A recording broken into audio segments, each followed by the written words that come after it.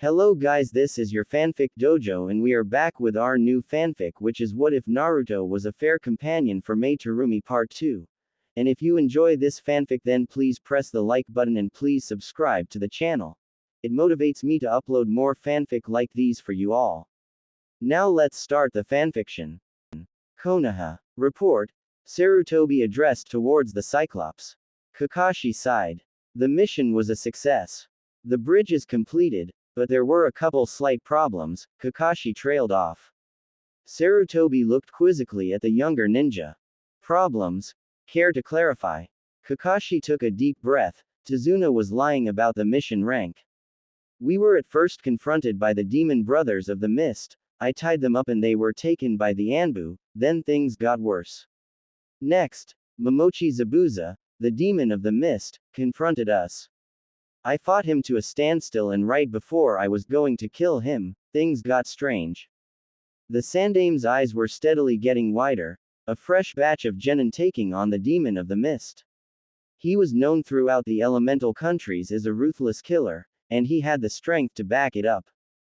Go on, Sarutobi motioned for the Junin to continue. Right before I killed him, a group of Senbon came down and pierced his neck. A hunter nin then appeared and claimed to have killed Zabuza. We now know he merely put Zabuza in a false death state. After this, two Kiri Junin appeared and questioned the hunter nin. They claimed she was a fake and that the Yondaime Mizukage had been overthrown. Kakashi took a breath at this point. He turned to see the Sandame with a blank expression on his face. Kakashi, did they say who the new Mizukage was? Sarutobi asked quietly. Kakashi looked skeptical before nodding. Yes. They said her name was Terumi Mai. Sarutobi rubbed his temples. The same woman who had taken Naruto from Konoha was now the leader of a hidden village. What's the matter, Hokage-sama? The lazy Junin asked. Nothing. Now who did you say these Junin were? Sarutobi asked in a low voice. That's where things get even worse. The Junin were Chojuro of the Seven Swordsmen and Terumi Naruto. Sarutobi cringed at the last name. Terumi Naruto. I see you have finally cut all ties with Konoha, Naruto-kun. There's more, Kakashi insisted. The aged Hokage looked directly in his eyes. Naruto knows the Rasengan. Sarutobi all of a sudden had a coughing attack. He knows what? The Sandame shouted as slammed his hands on the table. The Rasengan. I confronted him on it, and he said he recreated it. I don't believe him, but I know one thing. The Rasengan is no longer a jutsu exclusive to Konoha. Kiri, Naruto and Haku walked into a small, family-owned restaurant. Haku could faintly catch whiffs of the wonderful smell of teriyaki. Naruto smiled at the waiter as he bowed to him. Good afternoon, Terumi-sama. Too, I presume. Naruto nodded and the waiter motioned for them to follow him as he led them to a small table. Naruto took a seat across from Haku. My name is Gon and I will be your waiter. Can I start you out with some drinks? Water is fine, Naruto answered. He turned to Haku. I'll have water too, she answered. The waiter nodded and walked away. So Haku, tell me more about yourself. You know likes and dislikes, Naruto asked. Haku frowned. Well, I like to serve Zabuza-sama, Haku answered quietly. Naruto frowned. Come on, you have to like something besides serving others. What do you really enjoy? Naruto persisted. Haku thought for a moment.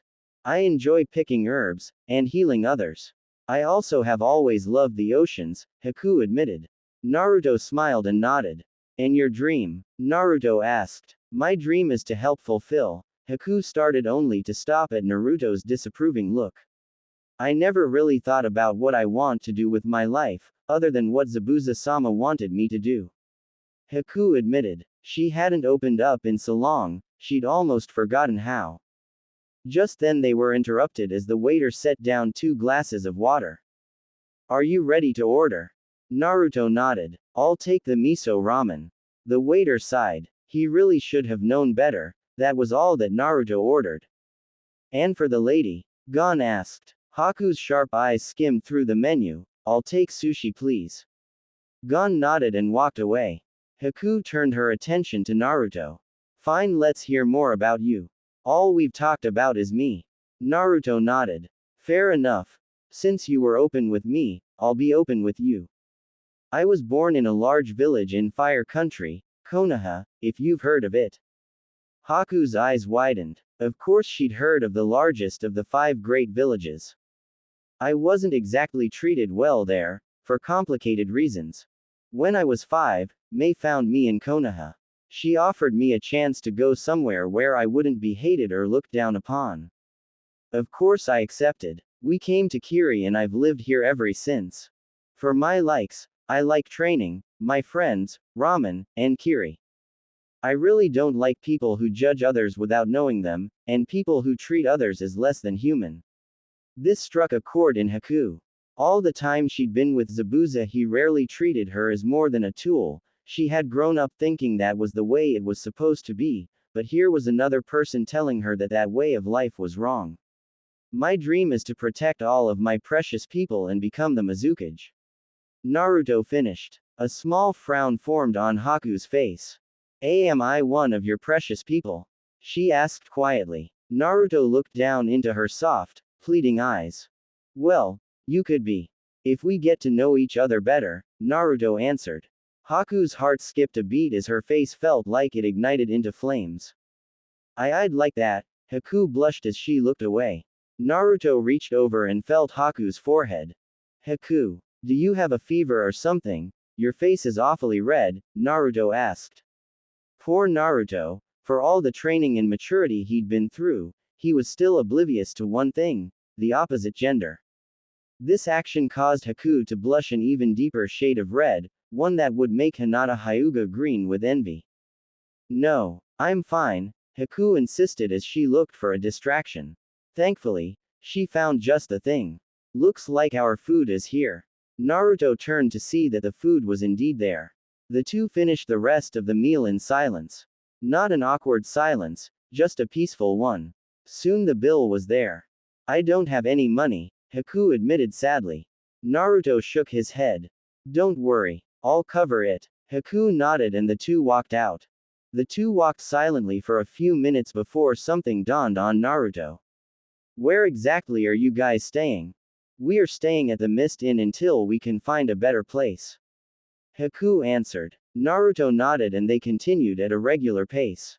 Haku's mind was a mess of emotions. This feeling, do I have a crush on Naruto? Haku mulled it over in her head. He was sweet, funny, kind, strong and not to mention attractive. She couldn't find one thing wrong with him, yet she didn't know if Zabuza would approve. She shook her head and vowed to somehow bring the subject up to the demon of the mist. Here we are, Naruto said, interrupting Haku from her thoughts. She nodded and turned to him. I had a really good time, the ice user mentioned. Naruto nodded. I did too. Well, I guess I'll see you around. Haku nodded and retreated into the house. She didn't remember the last time she'd shown so much emotion. As soon as the door shut, Naruto turned around. Yes, Zabuza? Naruto asked to seemingly no one. Soon Zabuza stepped out of the shadows. Observant as ever. I just wanted to let you know, if you ever do anything to hurt Haku, I'll kill you, Zabuza answered bluntly. Naruto looked quizzically. Strange, from the way she talks, it seems you couldn't give a rat's ass how she is, Naruto shot back. Zabuza's eyes hardened. Let's get this straight, Naruto. Haku is more than just a tool, I learned this over time. I see her as a daughter, or maybe a niece. I just don't do good with emotion, Zabuza admitted. Naruto stared deep into the older man's eyes, looking for any type of lying intent. He found none. I see. I promise I won't hurt her. I hope I can become good friends with Haku, Naruto stated. A sly smirk formed on Zabuza's face just as Naruto was walking away. Oh, and Naruto. Naruto turned around at this. Use a condom. Naruto's eyes widened as a shocked look appeared on his visage. What? What do you mean? We're just friends. Naruto shouted in protest. Zabuza just flashed him a knowing smirk before he walked into the hotel. Naruto walked away, deep in thought. He'd never had a close friend of the opposite gender before. 2 weeks later. Mei took a deep breath as she looked at the gates of Kiri. She was on her way to the designated meeting spot between the two kage, a small island village at about the halfway mark between the two countries. She looked at her two escorts. Naruto and Utakata stood next to her. She picked the two, not only for their power, but for another simple fact. They were Jinchuriki. There was no doubt in Mei's mind that the Raikage would bring Ni Yugito and Kurabi, the Jinchuriki of the Two and Eight Tails. This was a simple, yet effective tactic to show the country's power. Mei didn't want Kumo to think they were superior to Kiri, so she would bring her two Jinchuriki, the Six and Nine Tails. It also helped that Mist's Jinchuriki had more combined tails than Kumo's. Naruto, Utakata, move out. At these simple words, the three elite ninja took off at blinding speeds through the mist-covered foliage of Kiri. They would have to move fast. They were expected in 2 days' time. Island Village, 2 days later. Mei and her two escorts walked into a small house. They were greeted by a kind old woman named Kagome. They had chosen this house to use as the meeting spot because it was irrelevant and no one would suspect that they would pick such an insignificant spot to deal with such significant details. Good morning Mizukage-sama. Raikage-sama is already here. Follow me. Kagome smiled kindly as she led the three Kiri ninja into the dining room. The first person they recognized was the large, dark-skinned body of the Raikage. Next was the equally large, yet stranger, form of Kurabi. Naruto immediately sensed the presence of the Eight Tails. Finally Naruto's eyes landed on the soft, delicate from a one Ni Yugito, container of the two tails. Good afternoon Mizukage Dono, the Raikage greeted in his rough voice. Good afternoon Raikage Dono, Mei greeted back as she took a seat. The Raikage took a breath. Before we begin, I'd like you to introduce your escorts. Of course I will do the same. This is Kurabi, and this is Yugito. They house the Hachibi and the Nibi, respectively, the Raikage announced. Mei nodded. This is Naruto, and this is Utakata. They house the Kyubi and the Rokubi, respectively. The Raikage's eyes widened at this. The Kyubi. I was under the impression Konoha had possession of the beast. He questioned in a voice full of shock. Well yes. Konoha used to be Naruto's village of. I, however, saved him from that place. The people there couldn't see the difference between a demon and a young 5-year-old boy, Mei responded in a cool tone. The Raikage nodded. This agreement was sounding better now. With the power of the 9, 8, 6 and 2 tails, the alliance would be the strongest out there. They would even be stronger than that pesky Konoha-Suna alliance. I see. Well I have no concerns about this alliance. I have the document right here. The Raikage slid the scroll across the table where Naruto grabbed it. He then handed it to his adopted mother. She nodded at him and broke the seal on the scroll. Her sharp eyes quickly skimmed across the scroll, taking in every detail.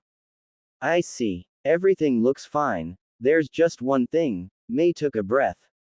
And that is? The Raikage asked suspiciously. I need your support for an announcement I am going to make. Mei slid a piece of paper over the table. Kurabi picked the paper up and handed it to the Raikage. The Raikage slowly read the document. What? You mean to say this boy is a Namikaze? The last of the Namikaze? The Raikage shouted in shock. The Namikaze were legends throughout the world, every country had heard of them.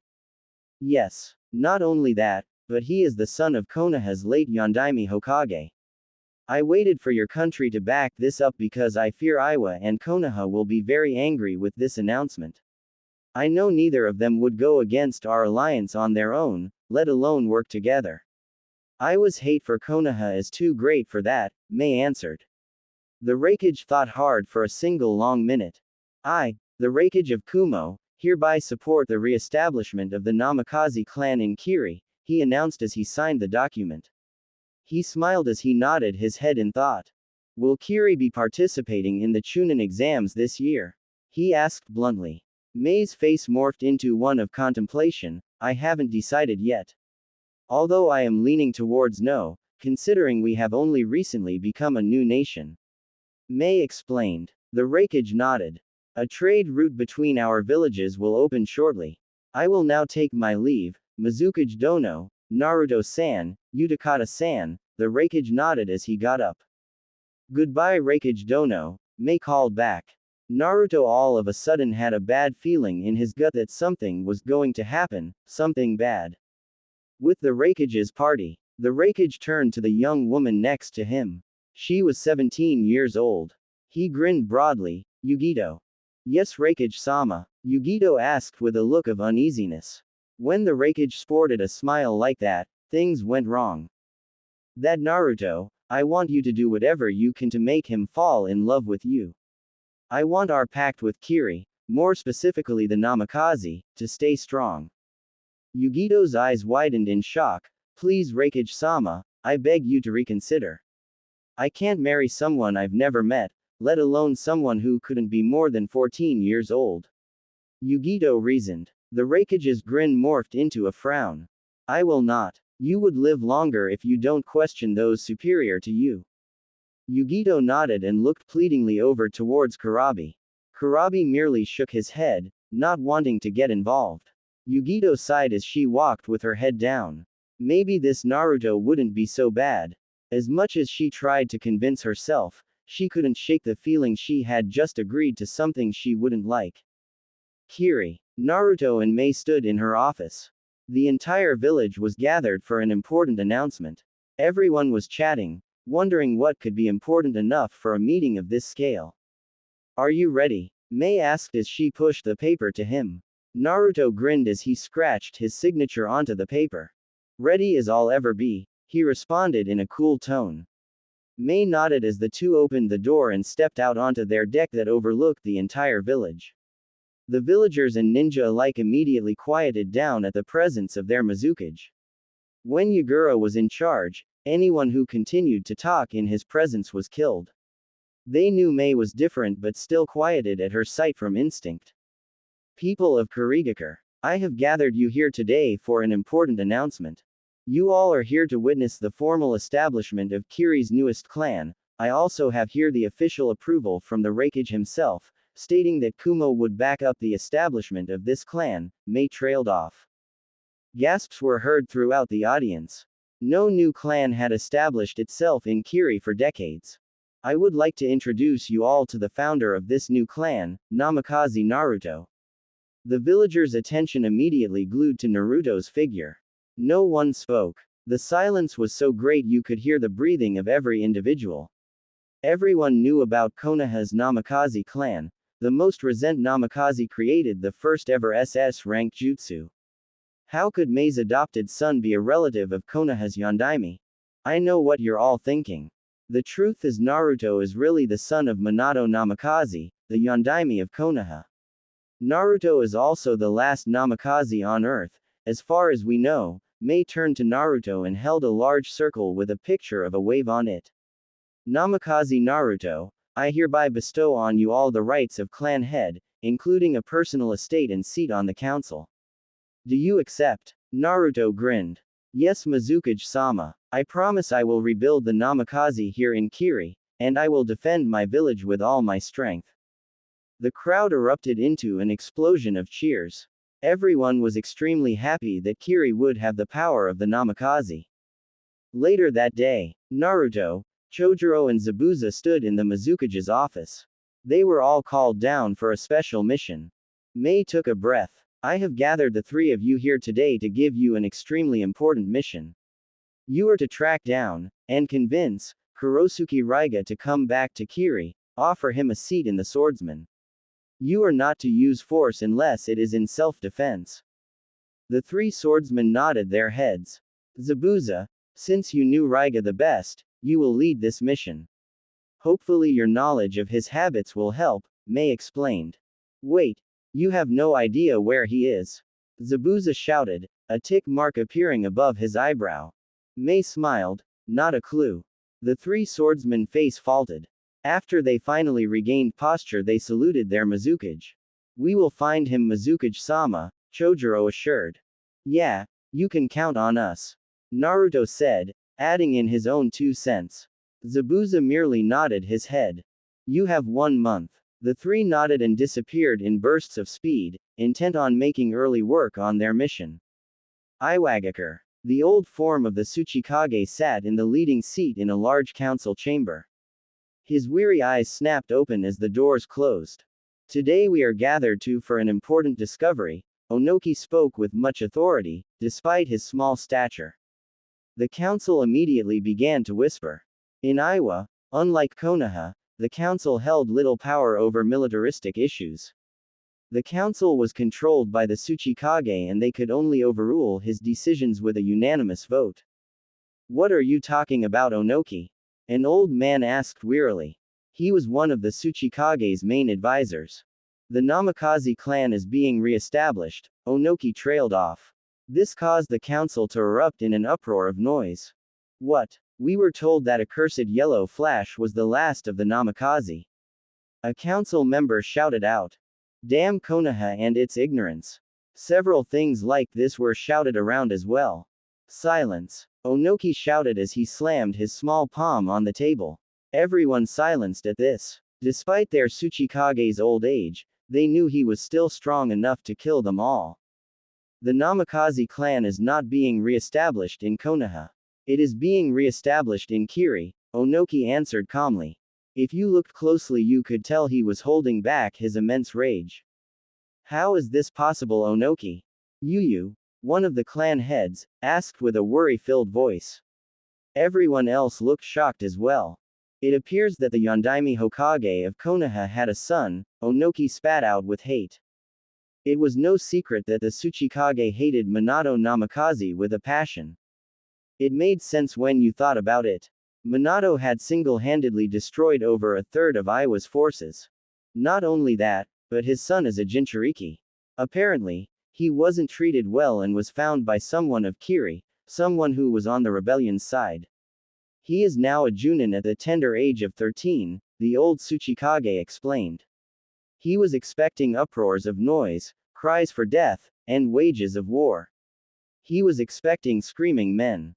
What he got was nothing like he expected, silence. Dead silence. Finally, after the initial shock was over, someone finally decided to speak up. How is this possible? We must have him killed immediately. If he could ever become half of what his father was, we will be finished. A clan head yelled. What is it you want to do? If we kill him, Kiri will wage war with us, Onoki shot back. A war they cannot win. We are currently the second strongest of the great villages. The clan head responded. Onoki shook his head. Kiri is currently in an alliance with Kumo, the combined forces of not only Kumo and Kiri, but 4 of the 9 Jinchuriki would leave us crippled beyond repair. Don't get me wrong, I would love to hang the head of this boy above my fireplace, it is just out of the realm of possibility, Onoki explained. The council grudgingly accepted the fact. But, if we make it look like an accident, we might be able to get away with it. According to my sources, the Namikaze is currently going a mission with Zabuza and Chojuro of the 7 Swordsmen. If he was to go, during this mission, Kiri would have no one to blame but themselves. The small Tsuchikage grinned at his plan. The rest of the council immediately agreed and called in a group of people they knew could handle the job, Ryoku and Deki Shikaku, the hidden deaths of Iwa. Ryoku and Deki Shikaku have been said to have never failed an assassination attempt. They were originally from a no-name village from the far west, but their village was destroyed. Since then, they had worked as mercenaries, going to the highest bidder. Each was said to be stronger than an Anbu. Konoha, are you sure? Hiruzen asked as he took a puff from his pipe. Jiraiya nodded his head. His eyes held more seriousness than Sarutobi had ever seen in his life. Yes, Naruto is re-establishing the Namikaze clan in Kiri. The official announcement was realized earlier today. The announcement was backed by the Raikage. Apparently they have an alliance now, Jiraiya explained. Sarutobi's eyes clenched shut. He frowned as he gazed longingly at the picture of Minato. Tell me, what would you do, Minato? Sarutobi thought. Sarutobi hit the intercom. Please alert all the clan heads and other members of the council. There will be an emergency meeting of the council in 30 minutes' time. Yes, Hokage-sama, a static voice called back. Council chamber. The clan heads and advisors were gathered in the chamber, talking about what the meeting could be about. Even Danzo seemed to be lost in thought. Everyone quieted down as the Hokage entered the room with Jiraiya of the Sannin. Sarutobi-sama, what is so important you have interrupted all our personal time for? Hiyashi asked. Truthfully, he thought his time would be of better use somewhere else. If only he knew. I will get to that. Sarutobi took a deep breath before he rubbed his temples as he attempted to fight of the headache he was bound to develop. I have called you all here today to tell you of some disturbing information regarding another of the major villages, Sarutobi explained. First of all, I'd like to announce that Kiri is under new command. Apparently the Yondaime Mizukage, Yagura, was found dead and overthrown by a rebellion. The new Mizukage is Terumi Mei. Hiruzen announced. This is not news, Hokage-sama. Everyone has heard of the Mist's rebellion. Shikaku Nara, head of the Nara clan, muttered lazily. That is not why I called you here. Apparently Mist has decided to re-establish a certain clan, a clan that once belonged to Konoha. The council immediately silenced. The clan is the Namikaze clan. At this the clan heads erupted into noise. That is not possible, Hokage-sama. Minato was the last Namikaze. Sume Inuzuka argued in her alpha voice. What right does Mist have to re-establish a clan of Konohas? Hiyashi shouted. Quiet down and I will explain. The current clan head of Mist's Namikaze clan is. Sarutobi took a deep breath and cleared his throat. Namikaze Naruto. A few select people in the room immediately gasped in surprise. Hiyashi Hyuga, for one, was one of the only people that knew the secret of Naruto's parentage. What do you mean? The only Naruto I've ever heard of is. Shuza trailed off as realization crawled onto his large visage. Namikaze Naruto, formerly Uzumaki Naruto, is the last living member of the Namikaze clan. He is the son of our Yondaime Hokage. Sarutobi admitted. What are you saying? You're saying the Jinchuriki, that we were told was dead, is not only alive, but is the son of the Yondaime. And not only that, but he is recreating the Namikaze clan in Kiri. Kaharu screeched. Sarutobi nodded slowly. This is absurd. We must reclaim Minato's son immediately. He was a citizen of Konoha. Homura announced. Sarutobi shook his head. We cannot do that. Legally, all citizens have a right to live where they want to. Also, he is officially not only a citizen, but a shinobi of Kiri, Hiruzen explained. But Hokage-sama, Naruto was only 5 when he was kidnapped. You must have a legal guardian to choose for you to live somewhere else. Homura argued. The Hokage's eyes narrowed. Well, Naruto would have had a legal guardian, however, he was kicked out of the orphanage. He also left on his own free will, so, technically, he was not kidnapped. Then we will force Kiri to give him back. They wouldn't risk war with us over one person, Kaharu argued, backing up Homura. I disagree. War would be illogical. Not only would we be threatening them over their clan leader, but they also have the support of the Raikage, as well as an alliance with Kumo. Shibi voiced his 2 cents. Sarutobi nodded at this.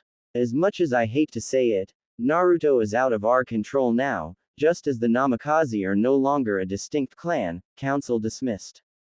With this, the clan heads and advisors all stormed out of the room, all with different thoughts running through their minds. No one had as much to think about as Danzo. This is unfortunate. I can't have the Kyuubi container living, he could become a major threat to Konoha. What to do, what to do? Sarutobi's office. Hokage-sama. Kakashi shouted as he rushed into the office. What is it, Kakashi? Sarutobi asked as he looked up from his paperwork.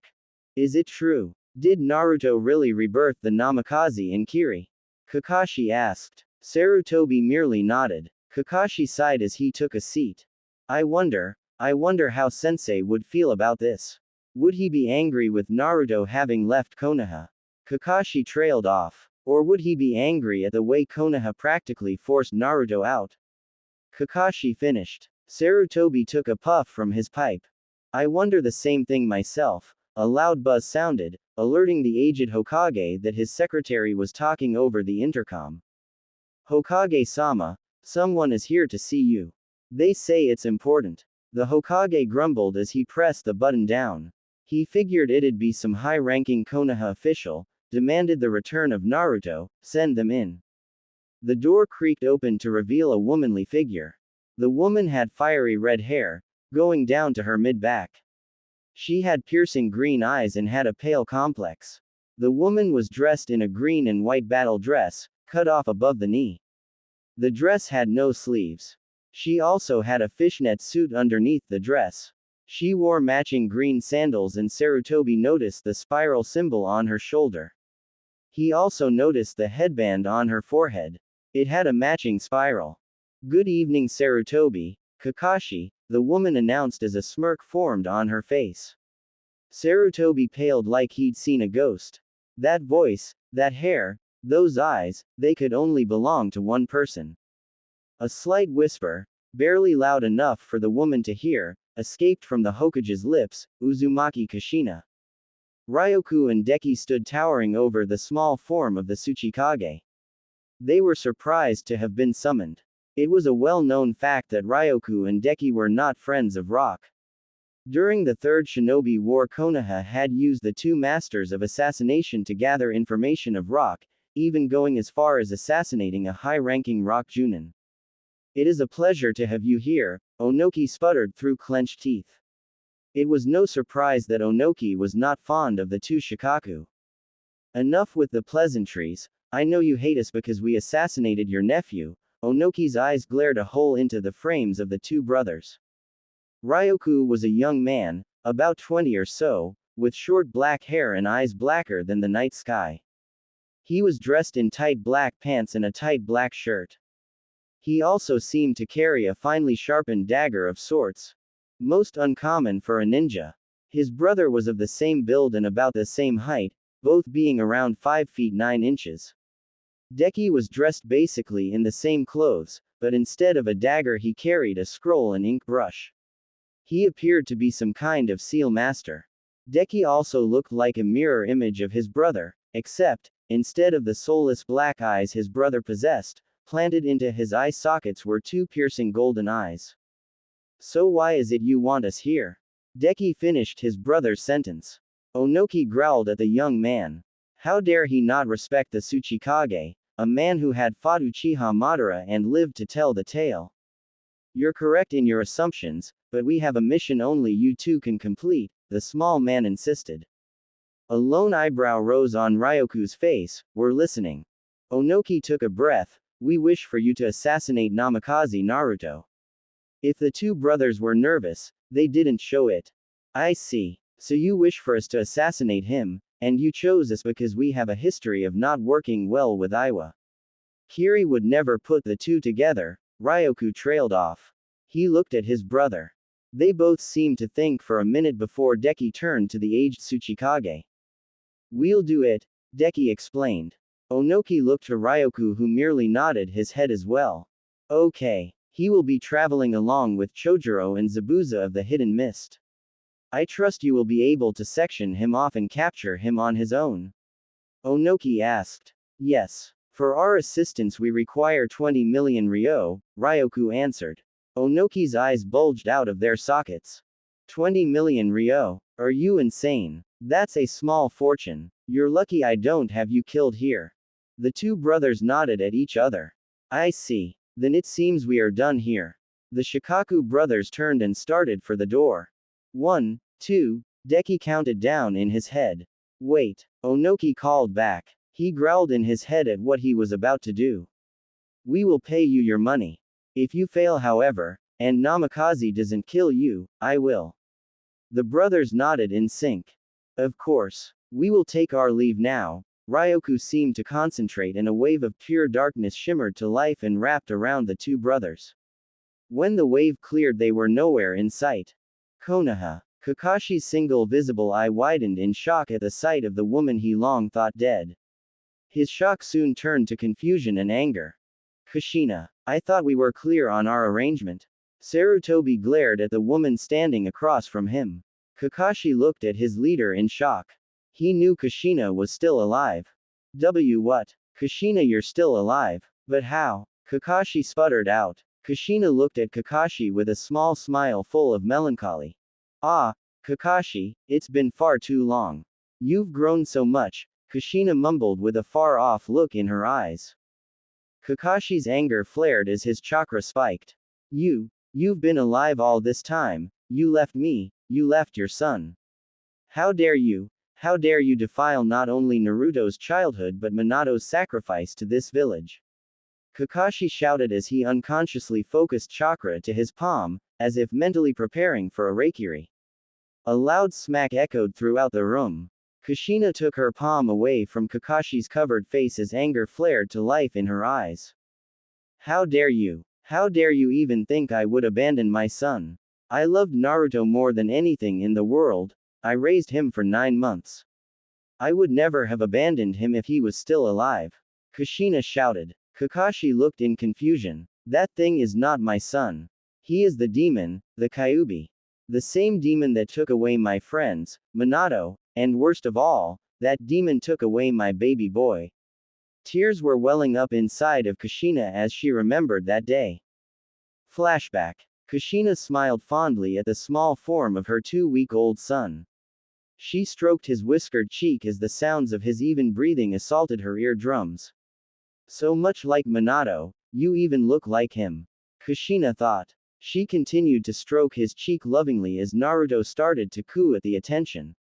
Kushina started to giggle until something entirely unexpected happened. Red chakra seeped from her young baby's abdomen as it flooded through his system. The chakra burned Kushina's skin with a hiss and she pulled her hand back in shock. Naruto, Kushina called down as the baby's eyes snapped open. Instead of the deep blue orbs she had grown so fond of, she stared into a pair of blood-red eyes with vertical pupils. Kushina screamed as she jumped backwards and landed on the ground in tears. That thing, the demon, it was not her son. Danzo had been right when he warned her about this.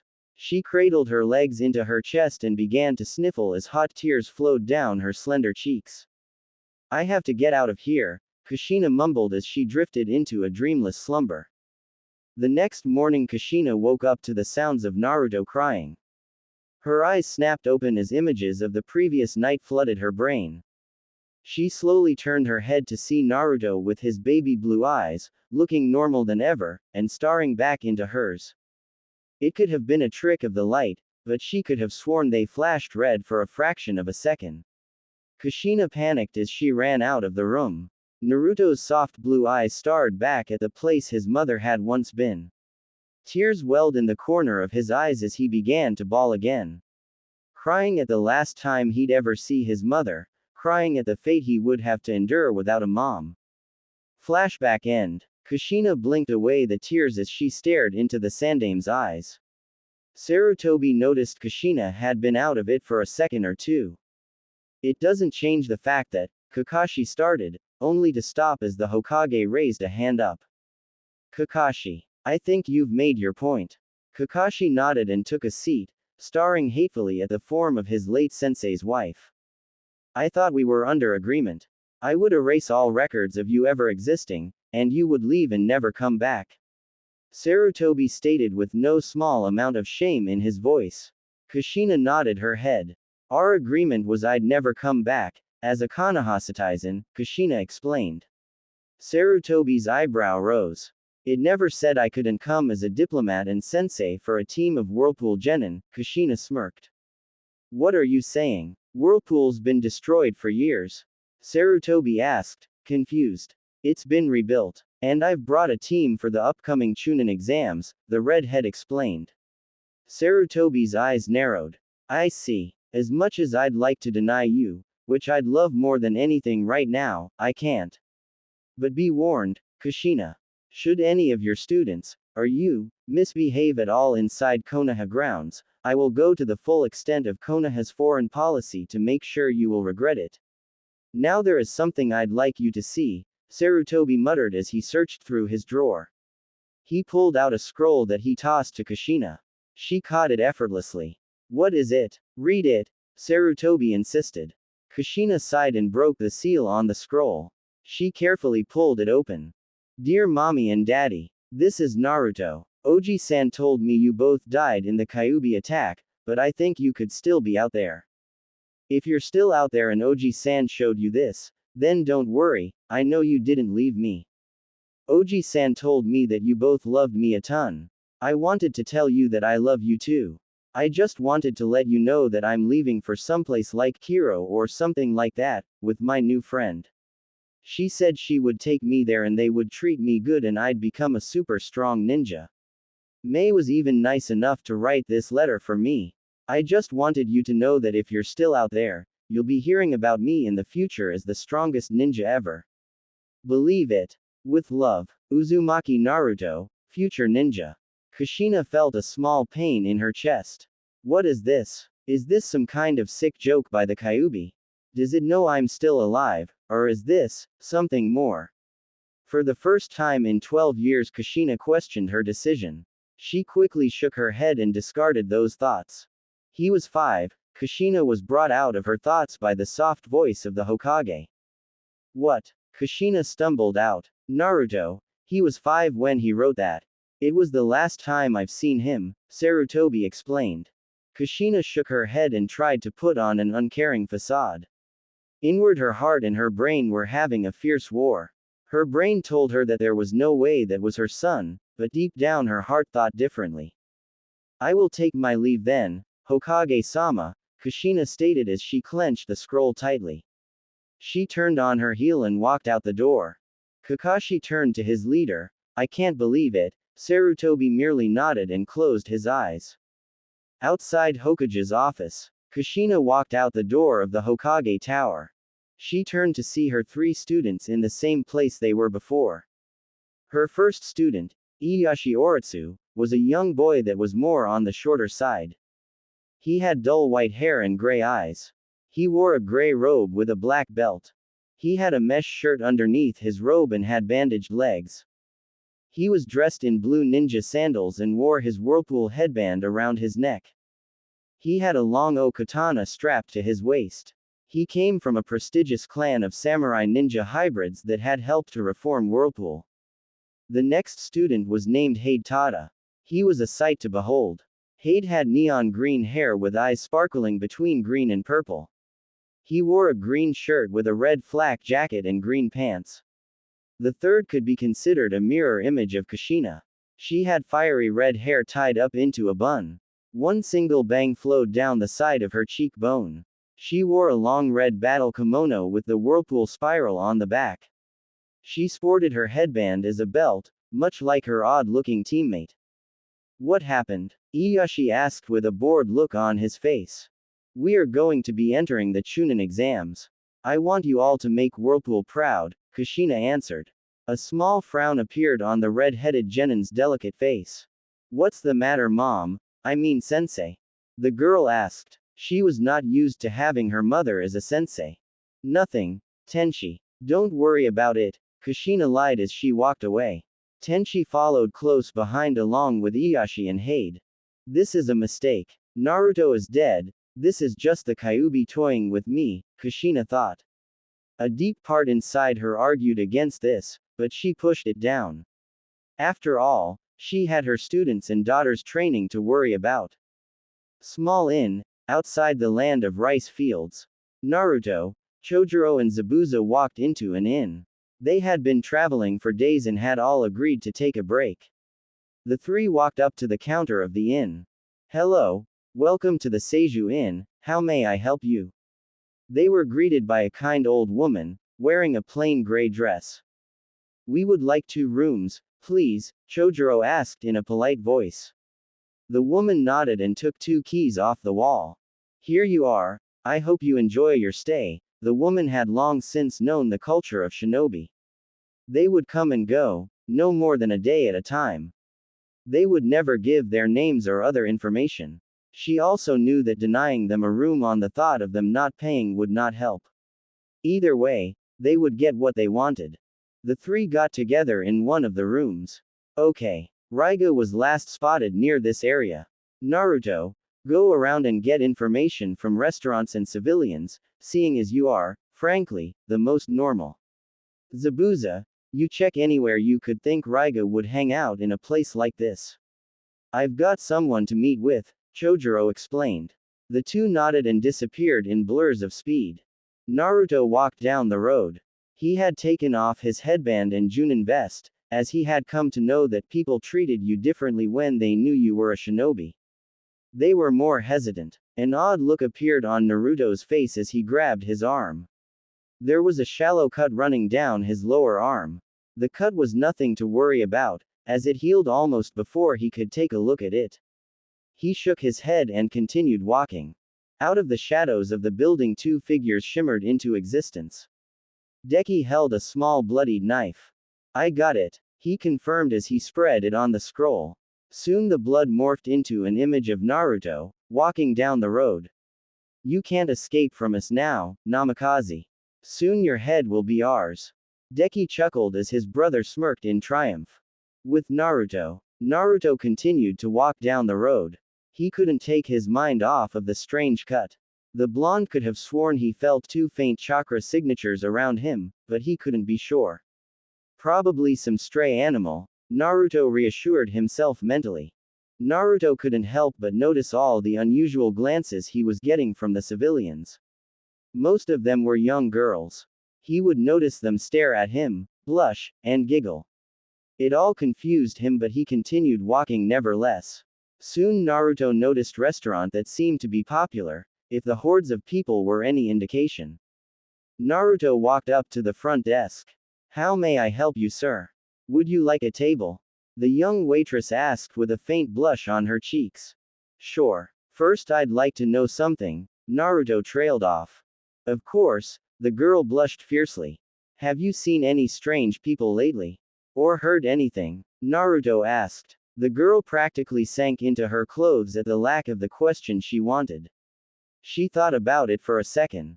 No, nothing unusual. Why? She asked. No reason. Just get me a table, for one please, Naruto explained. She nodded and led him to the table. I'll be back to serve you momentarily. With those final words, the waiter disappeared into the back room. Naruto glanced around the room, looking for any suspicious activity. He found none until he noticed two people sitting in a far corner. They seemed to be talking unusually quiet. Naruto focused chakra to his ears to hear what they were saying. So did you get the stuff? Yes. We will bring it back to Lord Raiga soon. I see. Notify me when the plan is to happen. The man then got up and walked out the door. Naruto's eyes widened as he got up from his table. He followed the man, just far enough so no normal ninja could detect him. He followed the man through the city, and into the forest. Soon enough he reached a particularly dark section of the forest. His sharp eyes made out the figure of the man standing across from him. The faint glow of twilight twinkled throughout the forest. It was getting late. The man had stopped. He now knew whoever this was, he had been tricked. Naruto cursed himself for falling for something like that and took in his surroundings. Soon enough a second man literally appeared from the shadow of a nearby tree. Namikaze Naruto, the cloaked figure asked calmly. Who are you? Naruto shot back, just as calmly. That is of no business to you. Just know one thing, today you will die. The two men threw off their cloaks and charged forward at alarming speeds. Naruto dodged a nearly fatal strike from a blade and pulled out Kei's Yaba. He focused his chakra and prepared for battle. Konoha. Kushina sighed as she looked at her young daughter, sitting on the couch of their hotel room and studying a scroll. I love her more than anything, just how I loved Naruto, Kushina thought as she quickly discarded those thoughts. Her son was dead, as was her husband. All that was left to remind her of him was that demon, hiding beneath the skin of her dead son, ready to strike at any given moment. Kushina was interrupted from her thoughts by a pounding on the door. She walked over and looked out the peephole. Standing on the other side of the door was none other than Hiyashi Hyuga, the leader of Konoha's most prestigious clan, also, Minato's ex-teammate. Tenshi. Go to your bedroom, Kushina ordered. Her daughter looked in shock. But why? She countered. Just listen to me, Kushina insisted. Tenshi sighed and went to her bedroom. She focused chakra to her ears, wanting to know what the two were going to talk about. Kushina opened the door and gazed at the Hyuga head. Greetings Hiyashi-sama. To what do I owe the honor? Kushina greeted. Hiyashi nodded. Throughout all his life he had grown used to holding back his emotions. He was doing everything he could to not strike the woman down at that moment. Kushina. May I come in? Hiyashi responded. Kushina nodded and opened the door, beckoning him in. The two sat on the sturdy couch. What is this about? Kushina asked impatiently. Why? Hiyashi nearly growled as he tried his best to maintain his cool. He and Minato had been very close growing up. He was rightfully upset that his late friend's spouse had left their only son to die. Could you be clearer? Kushina asked innocently, trying to pretend she didn't know what was being asked. Why did you betray Minato? You left his only son on the street, to die, Hiyashi explained. Kushina felt somewhat empty at the way Hiyashi put it. He made it sound like Naruto was only ever Minato's son, not hers as well. I did no such thing. Minato and Naruto were both dead. Out of spite the demon fox stole the visage of my son. He mocked me. He would have killed me should I have stayed, Kushina countered. Hiyashi shook his head. In his cold white eyes two emotions were present, disappointment and pity. You truly are a fool. You doubt Minato's skill in sealing. He was the best seal master ever to walk this earth, Hiyashi pointed out. Kushina sighed. I never doubted Minato's seals, not once. But even he had a limit. The Kyuubi was a demon of imaginable power, you felt it as did I. You should know just as well that a demon like that shouldn't be able to be contained by a mere boy, Kushina shot back. Kushina could tell that Hiyashi's anger was growing. You are correct about that. But you know as well as I the power of the death god. You gave up on your son before even doing enough research to know about the seal. Minato powered the seal with the death god itself, a force even greater than that of the Kyuubi, Hiyashi explained. Kushina faltered for a second before regaining her composure. Even so, what I saw was not my son, it was undoubtedly the demon. I will not be made a fool of by you, Hyuga-sama.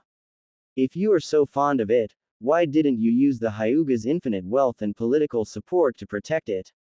Kushina turned the table on the clan head. Hiyashi's face morphed into one of regret. I have made my mistakes too. I didn't use the Hyuga's powers because we would have lost prestige for helping Naruto. I however realize now that it was a mistake not to help the last living relative of Minato. And now it's part of the bloody mist, Kushina smirked. Hiyashi shook his head and took a newspaper out of his pouch.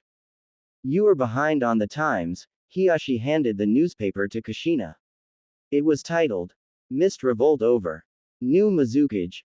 Terumi May takes power. Kushina's sharp eyes took in every detail of the paper. She read about how Naruto was apparently a large part of the winning of the war, and how he had saved Mist from the wrath of the Six Tails host that went haywire. Hiyashi stood up and dusted himself off. I will leave you with a single piece of advice. If you ever see Naruto again, find out more about him before you jump to conclusions. That is, if he or the Mizukage don't kill you first. With that Hiyashi left the hotel room of Whirlpool's team. Kushina threw the newspaper away, not wanting to think about it anymore that night. The door to the bedroom creaked open as Tenchi stepped out. Her eyes were red and puffy. Is it true? Do I really have an older brother? Tenchi asked with a sniffle. Kushina looked conflicted as she stared at the ground. Having heard enough, Tenchi ran into the bedroom with fresh tears. Kushina sighed as she glanced one time at the newspaper one last time before retreating to her own bedroom. She had a lot to think about. The next day Kushina and her team walked down the road. She was surprised at the number of blank or hateful stares she was getting. She didn't know she would get this kind of reaction. From what she'd heard, the demon had re-established the Namikaze clan in Kiri. Every time she mentally called it, the demon, she would feel a pang in her heart. Kushina didn't know why, but she knew whatever it wasn't right. Kushina-sensei, why are we getting such treatment? Iyashi asked with lots of surprise. It's because we are from a village thought destroyed, Kushina assured. Iyashi seemed to accept this answer, but Tenchi still wouldn't speak to her mother for some reason. Hade looked at his sensei after seeing his teammates, and long-time crushes, attitude toward her mother. He knew something was up. I don't like it, Hade commented shyly. Kushina nodded her head in understanding. The team soon arrived at the entrance of Konoha's Ninja Academy. Remember to make Whirlpool proud. If you do well in this, it will be tremendously beneficial to our reputation. Don't get overconfident and remember there is always someone better than you, Kushina reminded her students. Iyashi rolled his eyes and nodded. Hade nodded his head and Tenchi didn't respond. Kushina smiled and walked away as the three entered the academy. They were prepared for anything and everything. They were the best genin in the entire Whirlpool village. As soon as the three entered the main door on the third floor, they noticed the entire room focus their attention on them. Hade shrunk into his clothes from the intense gazes. One team seemed to be glaring in their direction, more specifically at Tenchi. What's the problem, Heiyai? A female asked her teammate. He was shirtless, wearing only a pair of black pants. He also had matching ninja sandals. He had black hair and green eyes. That girl. Her name is Uzumaki Tenchi, Heiyai explained to his teammate. She wore a pair of tight navy blue pants and matching sandals. She had a white shirt with the mist symbol on it. Above that she wore a dark blue coat. Her name was Taira. Wait, she has the same name that Naruto-senpai used too, Taira whispered. I know. Her chakra feels very familiar to Naruto's as well. If I'd have to guess, I'd say they were family, the third teammate announced, adding in his 2 cents. He had brown hair and brown eyes. He was of average height and looked to be thin. He had glasses and wore a dark green trench coat and a dark blue shirt. He had matching pants and sandals. He seemed to be the smart one of the group. His name was Eigo. Whoever she is, anyone who is related to Naruto-senpai and knew about how he was before, I don't like them, Heiyai whispered harshly. The other 2 teammates nodded and continued to glare at the similar-aged girl. It was a well-known fact that Naruto was a Jinchuriki in Konoha. Most people even knew about some of his life before coming to Kiri. Heiyai was a young orphan who had been adopted by a retired chunin. He dreamed of becoming a ninja and idolized Naruto for being so strong and young. He knew one thing. Throughout this entire exam, his one goal would be to absolutely humiliate the Uzumaki and her team. A loud clang erupted into the vast tranquility of the forest as 2 metal objects struck against each other. Ryoku's small blade clashed against the larger form of Kazaiba. Naruto cringed as the older man's strength pushed against his own, adolescent strength. Naruto's superior kenjutsu kept him at a deadlock with the man's superior strength.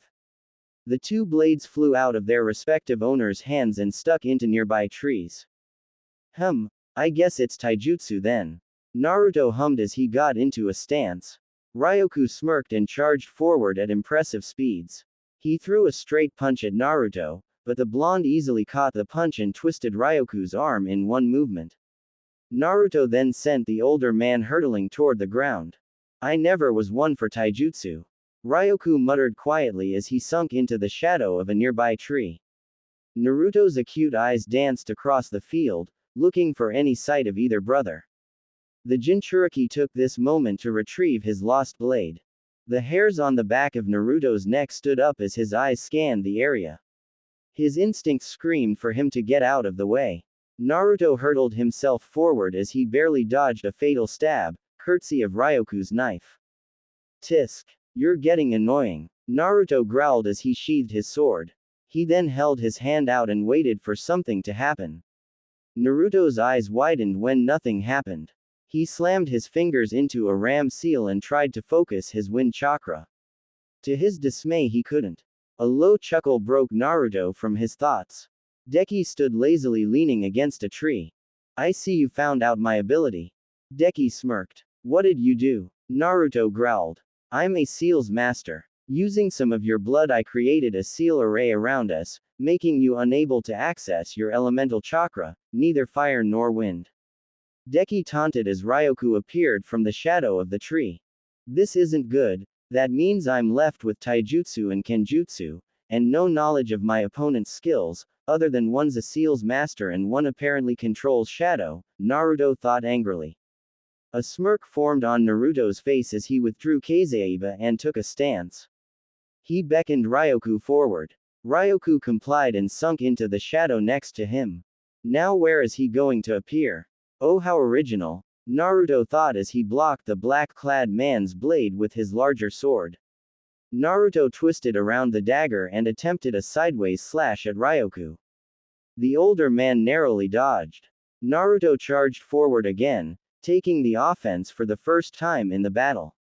He attempted a downward slash, followed by a sideways strike. His sword moved in a distinct blur, too fast for the normal eye to see. Ryoku knew he was outmatched. All he could do was block, and he was getting hard-pressed to block all the attacks. Ryoku growled as a long gash appeared on his torso. No more Mr. Nice Guy. Ryoku jumped backwards, making some distance. He took this time to speed through a set of hand signs. Shadow Release. Shadow Dragon Jutsu. The man shouted as a giant dragon exploded out of his shadow. The dragon was easily 3 times the size of an average water dragon. Naruto's eyes widened as his eyes closed. He sheathed his sword and focused as much pure chakra as he could to his blade. The dragon came at alarming speeds towards the blonde Jinchuriki. To Ryoku's immense surprise, Naruto jumped up and disappeared in a blur, easily passing the dragon. He appeared on the other side of the clearing, unscathed, with his hand on the hilt of Kazaiba. What the hell? Deki thought as the shadow dragon all of a sudden split cleanly in half. I see the seals don't just limit my elemental usage. Naruto inquired. Deki nodded. They also increase Ryoku's 3 times. Deki smirked.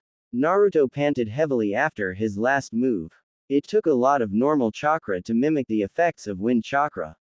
He couldn't keep this up all night, and that was for sure. You lose, Naruto stated in a commanding voice. All of a sudden 3 shadow clones erupted from the ground and latched onto the seal's master's limbs. What the hell? Deki shouted with no small amount of fury in his voice. Naruto powered up a Rasengan in his hand and charged forward at inhuman speeds. Not a second passed before the blonde delivered the Rasengan to the chest of the assassin. Deki was sent crashing into a tree, dead before contact. How? Ryoku growled out menacingly. With Deki dead, the seals could not maintain long. He knew he had to finish this quick. Those seals were constructed to make it impossible for me to use elemental chakra. The Shadow Clone and Rasengan are pure chakra techniques. Your brother was a fool for not knowing all his opponent's skills. Naruto pointed out. Ryoku growled as the shadows rushed up his body and engulfed his arm. His arm transformed into an enormous blade. The blade extended 4 feet out of the front, and a foot from the back. He disappeared with surprising speed. Naruto was caught off guard by the sudden increase in speed and received a large gash on his chest, courtesy of Ryoku's bladed arm. Damn it! What the hell is this? Naruto thought angrily as he was forced onto the defensive. He ducked under a sideways slice and barely managed to block a downwards thrust. He's even stronger than before. Naruto shouted. Hee hee, so you figured it out. Ryoku laughed as he pointed to the full moon. As long as that moon stays full, I'm more than strong enough to take you out. Ryoku's bladed arm glowed red as he brought it down in an arc. Crescent Strike. A red-shaped crescent exploded from the blade and flew towards Naruto at alarming speeds. Naruto flipped over it and watched as it cleanly sliced in half a nearby tree. The blonde Namikaze didn't have time to ponder his thoughts and Ryoku was soon on him, attempting to slash Naruto into 2 pieces. Naruto jumped onto the long blade and delivered a fierce elbow to the shadow user's face. Ryoku was sent flying back, but was apparently caught by the shadow of a tree. Just gotta hang on a little more until the seals wear off, Naruto thought calmly as Ryoku brushed himself off. Naruto took this time to charge forward as fast as he could. Ryoku's eyes widened as he couldn't follow to Mist Nin's movements. His eyes desperately swept the area, looking for any sign of the blood-haired ninja. Blood trickled on the shadow user's face as an immense jolt of pain seared through his body. His eyes widened to unimaginable lengths as his head slowly turned to his left arm, or lack thereof. Where his left arm used to be, was a bloody fountain of a stump.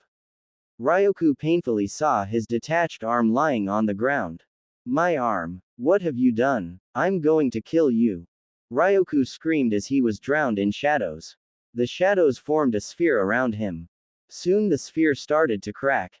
The cracks exploded open as a literal monster stood in front of Naruto. The thing was at least 10 feet tall and was jet black. It had a pair of soulless onyx eyes and a pair of red horns erupted from its head. The thing's skin was like armor and looked to be as hard as steel. Its right arm was an even longer blade, reaching to at least 6 feet from the front and 3 from the back. His left arm seemed to be made entirely from shadow. Instead of fingers, the arm had menacing sharp claws. Prepare to die, Namikaze. The beast spoke with utmost confidence as it charged forward. With Chojuro calmly stood against the wall, as if waiting for someone. Soon enough, Zabuza bashed the door open and slammed it just as hard. Any news? Chojuro asked impatiently. Yes. Raiga was last seen about 2 miles northwest. He set up a small settlement. If we want to find him, we have to go now. Zabuza explained. What about Naruto? Chojuro asked. Truthfully, he was worried about his younger brother, in everything but blood. He can handle himself fine. We need to go now. Zabuza insisted. Chojuro reluctantly nodded and they disappeared in bursts of speed, intent on finding their old teammate. Unknown location. An insane laughter mixed with crying echoed through the fields. Yes. This burial is perfect. A man yelled out as the rest of the people simply nodded their heads.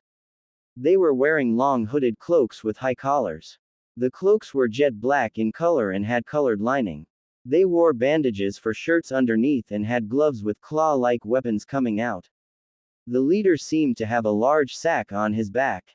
Raiga, a soft voice called. The voice seemed to only be heard by Raiga. What is it, Ranamaru? The feared swordsman whispered back. I sense people, 2 of them, approaching at a fast pace. They have high chakra levels, easily as high as your own. Ranamaru spoke back. Raiga growled as tapped his foot on the ground. He widened his senses, trying to pick up on who his companion was talking about. Raiga's eyes widened as he turned around and saw 2 people he really wasn't expecting. Zabuza, Chojuro. Raiga laughed out. All we need is Kisame and we'd have the old team together. Well, in Kiri these 4 powerhouses worked well together, even before the 7 swordsmen. Hello Raiga. Chojuro greeted. Zabuza looked indifferent. What are you 2 doing here, interrupting my funeral much less? Raiga pondered with a slightly irritable tone. The question is, what are you 2 doing together?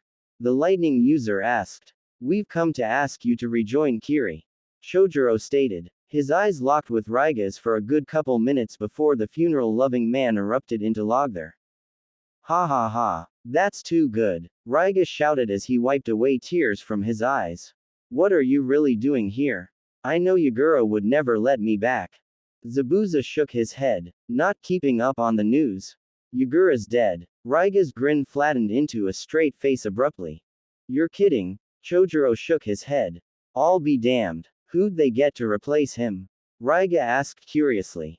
Mei Terumi. Chojuro answered. Raiga's eyebrow rose. That name sounds familiar. Isn't that some dame you hooked up with back in the day, Zabuza? Raiga asked nonchalantly with a knowing smirk. Zabuza clenched his fists in anger. Who was this guy, treating Mei as just another pair of breasts? No, she just happens to be the woman who led a rebellion against Kiri, and won. Chojuro shouted. Raiga chuckled a bit. Doesn't matter anyway. There's no way in hell I'm coming back. I'm surprised you even came back, Zabuza. Raiga snorted. Zabuza gripped the hilt of Kubikiri Haucho as he smirked under his bandages. Then we will have to eliminate you. Raiga's eyebrows rose in shock. He commanded his gang, the Kurosuke family, to attack. As soon as the group of men charged, the area was blanketed in a thick sheet of mist. You trash have no right to call yourself fighters. Zabuza's commanding voice boomed from every direction. Raiga dispersed the mist to find every one of his gang was dead. Zabuza stood grinning with a bloody Kubikiri Haucho in hand. Raiga growled and weighed his options. He could fight, and inevitably lose, not even he was confident he could defeat Zabuza and Chojuro. Or he could join. Well, what will you choose? Zabuza asked with disinterest present in his voice. I'll come with you and hear your Mizukage's deal. Only then will I decide. Raiga knew he was strong, but he also knew that he couldn't take on both Zabuza and Chojuro. Very well. Zabuza muttered somewhat solemnly. He had wanted to spill the man's blood for what he said about Mei. Don't worry, we'll be back shortly. Raiga whispered the last part so the two Miss Nin couldn't hear it. With that the three swordsmen took off at high speeds towards Kurigakure no Sato. With Naruto. Sweat dripped down Naruto's face as he continued to dodge the monster's assault. There. Naruto inwardly shouted as he noticed an opening. He ducked under a swipe and brought his blade to the throat of his opponent. To Naruto's immense shock the monster nearly laughed. You think your puny knife can hurt me? Ryoku snorted as he swung his arm and batted the blonde away. Naruto landed painfully against a tree. The Jinchuriki pushed himself to his feet and created a cross-hand seal. Shadow Clone Jutsu. Naruto shouted as 5 clones shimmered to life to either side of him. He nodded and the 6 blondes took off at insane speeds. The first appeared in front of the monster and attempted a diagonal slash. Ryoku merely caught the blade and slammed his fist through the Mist Nin. That Naruto disappeared in a poof. The next Naruto appeared from the right and attempted a horizontal strike, with similar results. Ryoku chuckled. Is that all you have, Namikaze? I'm disappointed. The demonic man shouted. If he was expecting a response, he would be disappointed. With a burst of speed 2 Narutos appeared on either side of Ryoku. They both attempted a vertical slash but the blades were caught by the man.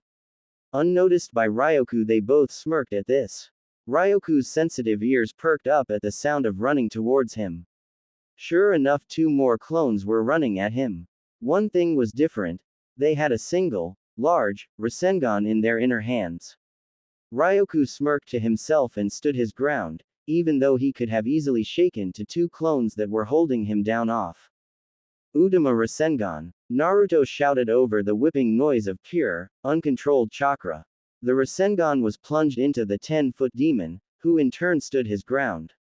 Naruto stopped breathing as he saw one of his most powerful attacks disperse on contact with the large man. Pathetic. The monster shouted as it countered with a downward slash. Naruto pushed off on the heel of his foot but wasn't fast enough to make it unscathed. He had a deep wound running diagonal on his abdomen. This guy, he's unreal.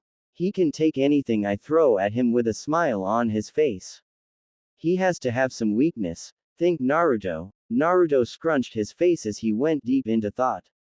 Soon enough Naruto felt as if a gate was exploding inside him as his energy immediately rejuvenated.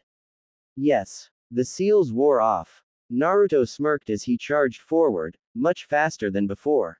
Kazaiba glowed blue as he brought it in an upward slash. Ryoku's soulless eyes widened as he jumped backwards. Instead of the usually uninjured, full of arrogance Ryoku that Naruto was used to seeing, he saw an uncertain monster with a large gash, and blood. Naruto had made him bleed. That's it. That's why his brother sealed away my elemental chakra. In this form he's virtually immune to all regular chakra attacks, but vulnerable to elemental attacks. As if to prove a point Naruto sheathed Kazaiba and withdrew Rukin. The expertly crafted weapon ignited into flame as Naruto dashed forward, leaving a trail of light behind. Naruto swung at his opponent, who barely managed to dodge. Naruto's keen eyes managed to spot a burn mark on Ryoku's left arm. Bingo! Shadow Clone Jutsu. Naruto shouted as 3 clones popped to life. The 3 clones nodded and charged forward as Naruto flashed through a set of hand signs, faster than the normal eye could follow.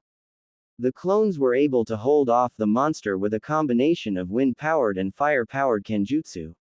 Naruto finished on a tiger seal. Fire release. Divine beast. Naruto shouted as he exhaled an enormous flaming bird. The bird sailed high into the air and screeched loudly, for all within several miles to hear. It then bulleted down towards the ground at breathtaking speeds and slammed straight into the shocked form of Shikaku Ryoku. Smoke surrounded the battlefield on contact, giving no indication if the attack was a success. When the smoke cleared, nothing remained. There were no trees, grass, or animals within 300 feet of contact. On the edge of that line stood a sweaty and gasping for air Namikaze Naruto. Hey, I guess I got 2 of the beasts down, Naruto thought proudly as he collapsed to his knee. He surveyed the area and smiled sheepishly at the damage he'd done. This would take some explaining to do. With Chojuro, Zabuza and Raiga, the 3 swordsmen traveled at high speeds through the fields of rice country. Chojuro stopped abruptly as his eyes widened in shock. What is it? Zabuza asked curiously as he noticed his partner's shocked state. Raiga also looked curious. Look up, Chojuro mumbled out. Zabuza looked up to see an enormous flaming bird soaring in the air, and dive full speed towards the ground. Raiga whistled. Damn, hate to be the guy who was on the receiving end of that. The lightning user commented absent-mindedly. As that? Zabuza asked as he slowly turned to Chojuro. Chojuro nodded. That's the divine beast of fire. That must have been Naruto. The youngest swordsman of the group trailed off. Zabuza nodded his head. He was almost on the receiving end of the divine beast of wind, although it was severely underpowered so it didn't destroy the bridge. What's so good about that? I mean, it looked like a strong attack, but why are you surprised? Raiga questioned. Zabuza turned to the lightning user. There are 4 divine beast techniques: fire, wind, water, and earth. These techniques can only be mastered by a true master of their element. There have only been 3 people in Kiri's history to master one, let alone 2 of these. Who? Raiga asked, now more than a little curious. A man named Nakai mastered the lightning beast, due to his bloodline. Mei Terumi mastered earth, fire, and water, due to her bloodline. Zabuza looked away, as if he had something terrible to admit. And the Sandaime Mizukage mastered all 5. Hotel. Naruto appeared in his hotel room in a blur of speed. Zabuza and Chojuro ni-san are gone, must have gotten a lead on Raiga. Naruto thought as he sat on the bed. It had been a long day and he was tired. He lied down on his bed and slowly drifted to sleep. His thoughts absent-mindedly drifted to Konoha, right before falling asleep. Konoha testing room. For those of you who opted to stay, you pass. A dark-clad man with a bandana shouted with a small smile present on his lips. What? A loud boy with a dog atop his head shouted. What about the 10th question? A blonde girl with a large battle fan on her back questioned loudly. Silence. The 10th question was a fraud, false, no more real than a ghost. It was to see how many of you would be willing to put it all on the line, with stakes like these. As a Chunin, there will be missions where you don't know all the details, but can you refuse? No. Heiai smirked to himself. He was raised in the end of the Bloody Mist. He was raised in the middle of a war. This man didn't intimidate him. He glanced at his 2 teammates, both sporting smirks of their own. Heiai also noticed the team from Whirlpool to still be present. Good. I want to finish them myself. Heiai thought to himself. He was always a firm believer in the act first, ask questions later kind of policy. Soon enough, a black blur came crashing through the window. There was a sign on it that read something about a single proctor. Heiai paid no mind, instead formulating a plan to get through the rest of the exams. Soon they were walking towards the place of their next exam. Welcome to Training Ground 44, better known as the Forest of Death. The purple-haired proctor yelled with a hint of killing intent. The Mist Genin noticed a lot of people take a step back at the killing intent. Weaklings. The speech went on, uninterrupted. The Mist Nin figured the speech was uneventful and nothing to pay attention to, although he did get the gist of it. It was survival training, team versus team. A full-out grin formed on his face. Oh, this would be fun. The mist team was waiting patiently at their door. Heiai lazily pocketed the earth scroll they were given. He sighed and turned to Ago. Do you feel her chakra signature? Yes. I think we should at least question them first. Ago started but was cut off. We'll question them after I have my fun. Heiai explained with a voice full of authority. It was obvious he was the squad leader. Fine. Ago gave in. He knew that when Heiai made up his mind, there was no changing it. The gates burst open as the mist team sprinted through, intent on finding a certain Uzumaki's team. With Whirlpool team, Tenchi sighed as her team jumped through the forest. Her mind was on other matters than the test at hand. The redhead turned to her teammate. Iyashi, she spoke quietly. Yes, Tenchi-sama, Iyashi questioned back. Tenchi visibly flinched at the suffix. She knew that Iyashi, a kid coming from royalty. He was loud, brash, but well-mannered when it came to the leader's daughter. Please don't call me that, Iyashi. Tenchi sighed deeply. Iyashi nodded. You wanted something, Tenchi? He questioned loudly. Yeah, have you ever heard of the Kyubi? Tenchi asked with a look of uncertainty. The question shocked Iyashi. The name rings a bell, but I can't say I have. He admitted. Tenchi sighed. Heide's eyes opened as he spoke up. The Kyubi no Kitsune is one of the 9 Biju, or tailed demons. It is said to be a powerful being of mass destruction, with enough power in one tail to obliterate a mountain. The beast attacked Konoha a little over 13 years ago, and is said to have been defeated by their Yondaime Hokage. Does that help? Heide asked hopefully. He really wanted to be noticed by his longtime crush. Tenchi smiled. Yes, thank you, Heide. Heide turned bright red and averted his gaze at this point.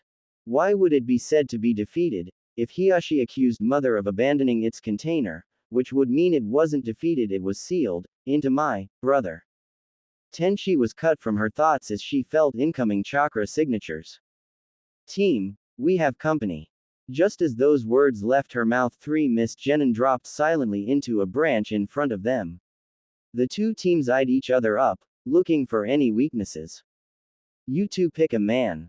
I'm taking the girl, Heiai ordered as he blurred out of view, faster than any normal genin. He appeared in front of the red-headed girl and delivered a devastating roundhouse kick, straight in her stomach. She was sent sailing to the ground. Tenchi would have fallen fatally from the 40-foot treetop, had Iyashi not been there to catch her. Are you okay, Tenchi? Iyashi asked as he sat her on the ground. Yes, but it looks like we have company. Tenchi muttered. Sure enough, Heiai appeared on the ground across from them, followed closely by Ago. Let's go, Heiai commanded as he took off toward Tenchi. Iyashi tried to intercept the raven-haired boy but was cut off by Ago. Your fight is with me, the green-clad man announced. Iyashi growled and pulled out his okatana, ready for battle. He settled into a neutral stance. The two fighters stared at each other, seizing the whole image of their opponent. A leaf floated to the ground. Just as it hit the ground, the two fighters ran forward. Okatana met kunai as the two struggled in a deadlock. Ago grunted as he was slowly pushed back. The swordsman's superior strength and kenjutsu skills came through. Damn it! Ago swore as he made a series of hand signs. Water release. Water bullet jutsu. The glasses wearer took in a breath and shot out a speeding bullet of water. Iyashi dove out of the way, barely avoiding the low-ranked water ninjutsu. The white-haired boy pushed himself back on his feet. He charged forward again, intent on gaining the upper hand. The swordsman attempted a sloppy set of vertical and diagonal slashes. His moves were poor and predictable. It was obvious he was still getting used to his large blade. Still, they'd still be more than enough for any ordinary genin, Ago thought as he easily dodged every one of them. Damn it! Stay still so I can chop that glasses-wearing head right off. Iyashi shouted as he swung wildly in the brown-haired genin. Is that the best you Whirlpool nin can do? No wonder your village got destroyed. Ago taunted. Iyashi growled and continued to attempt to decapitate the other genin. Sloppy, predictable, it's almost as if he's leading me somewhere. Wait. A trap, Ago realized, but it was too late. A second Iyashi erupted through the ground and attempted to slash the mist nin across the chest. Eigo barely managed to jump over the blade. He was trapped. He was standing in the middle of a group of white-haired swordsmen. Any last words? Iyashi taunted arrogantly. Eigo feigned horror. Just 3. Hidden mist jutsu. Eigo shouted as he made a set of 7 seals. An experienced mist Jonin would be able to materialize mist with a single hand seal, and elites like Zabuza could make it without the use of any at all. Where are you? Come out and fight like a man. All the Iyashi clones shouted at once. The white-haired boy's eyes glanced back and forth, trying to see through the mist. He then heard several splashes, a dead giveaway that his water clones were being dispersed. Soon enough the mist cleared away to reveal Eigo standing behind an unconscious Iyashi.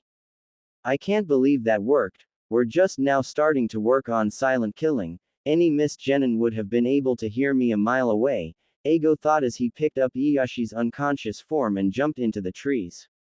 With Tyra and Hade. Greetings, formidable opponent. I hope we will have a good and fair fight.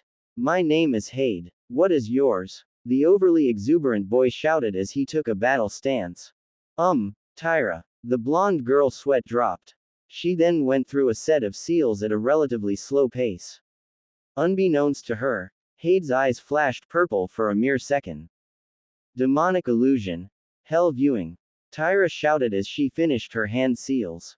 It's rude to interrupt a conversation. Hade smiled as his eyes flashed purple and Tyra was on the ground screaming in an instant. Hade grinned wide and hoisted the thin girl over his shoulders. Tenchi-chan will be so impressed. The green-haired boy whispered to himself as he jumped back to the treetops. With Heiai and Tenchi ducked low, barely avoiding a powerful axe kick. She had no time to regain her footing as she jumped into the air, avoiding a sweeping kick. This guy's, good, the redhead panted as her eyes surveyed the surrounding area. Her eyes immediately widened and she felt breathing on the back of her neck. Going somewhere, princess. Heiai smirked as he attempted to deliver a kunai strike into the redhead's abdomen. Attempted, being the key word.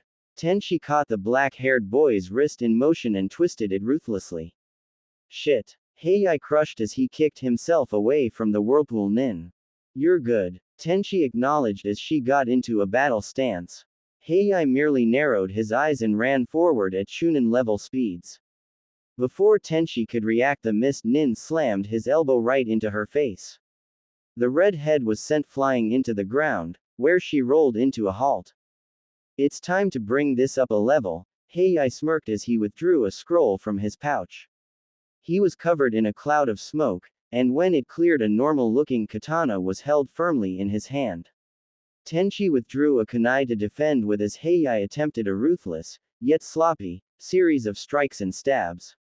The red head was able to block or dodge all the strikes fairly easy. Not too good with your sword, I see. Tenchi giggled. Heiai growled as his assault picked up pace. Sweat dripped down the Uzumaki's forehead as she barely managed to stop all the strikes. Her eyes widened as she felt a cold spot on her neck. It's over. A second Heiai, obviously a water clone, spoke loudly. I don't think so. It seems we are at a standstill. Tenchi spoke with more confidence than someone in her situation should be allowed. What do you mean? Heiai growled, his anger flaring at not being taken seriously. The only answer he got was Eigo appearing next to him, an unconscious whirlpool nin on his shoulder. A second later, the other whirlpool nin appeared with an equally conscious Tyra on his back. I see. Heiai's eyes narrowed as he made his decision. We'll trade you your teammate back for ours, and we'll each go our separate ways. Deal. Hade nodded but was cut off by Tenchi. No. First we need to talk. Hade looked uncertain but she flashed him a knowing smile. About what? Heiai asked suspiciously. Your team has been following us through the entire forest. No doubt you've run into several other teams, possibly weaker than us. Tenchi explained. So, what of it? Heiai countered. I want to know why.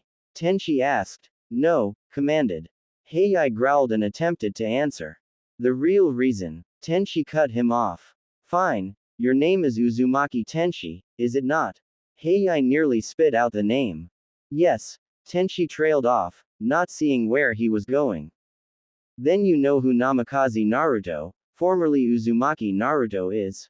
Heiai pressed forward. He noticed the girl go stiff at the mention of that name. Well, do you?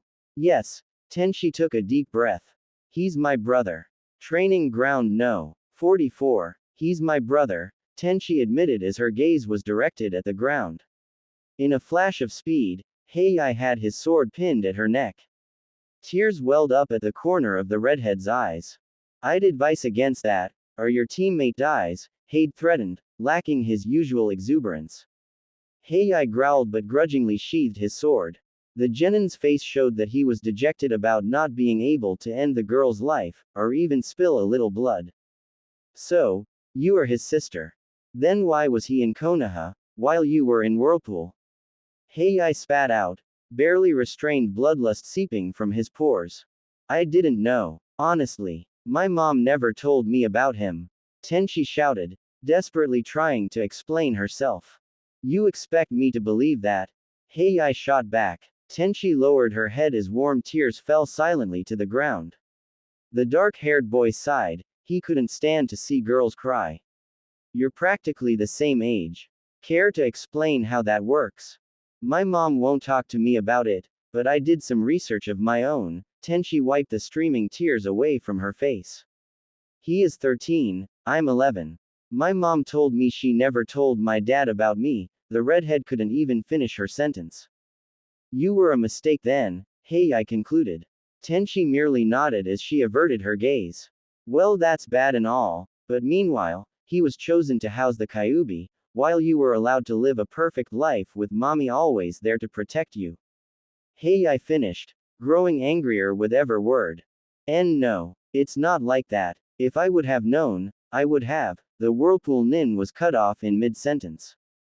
Would have what? There was nothing you could have done, the raven-haired boy spat out. I wish I could have helped, I really do. My mother never told me. All she told me was she lived in Whirlpool before it was destroyed.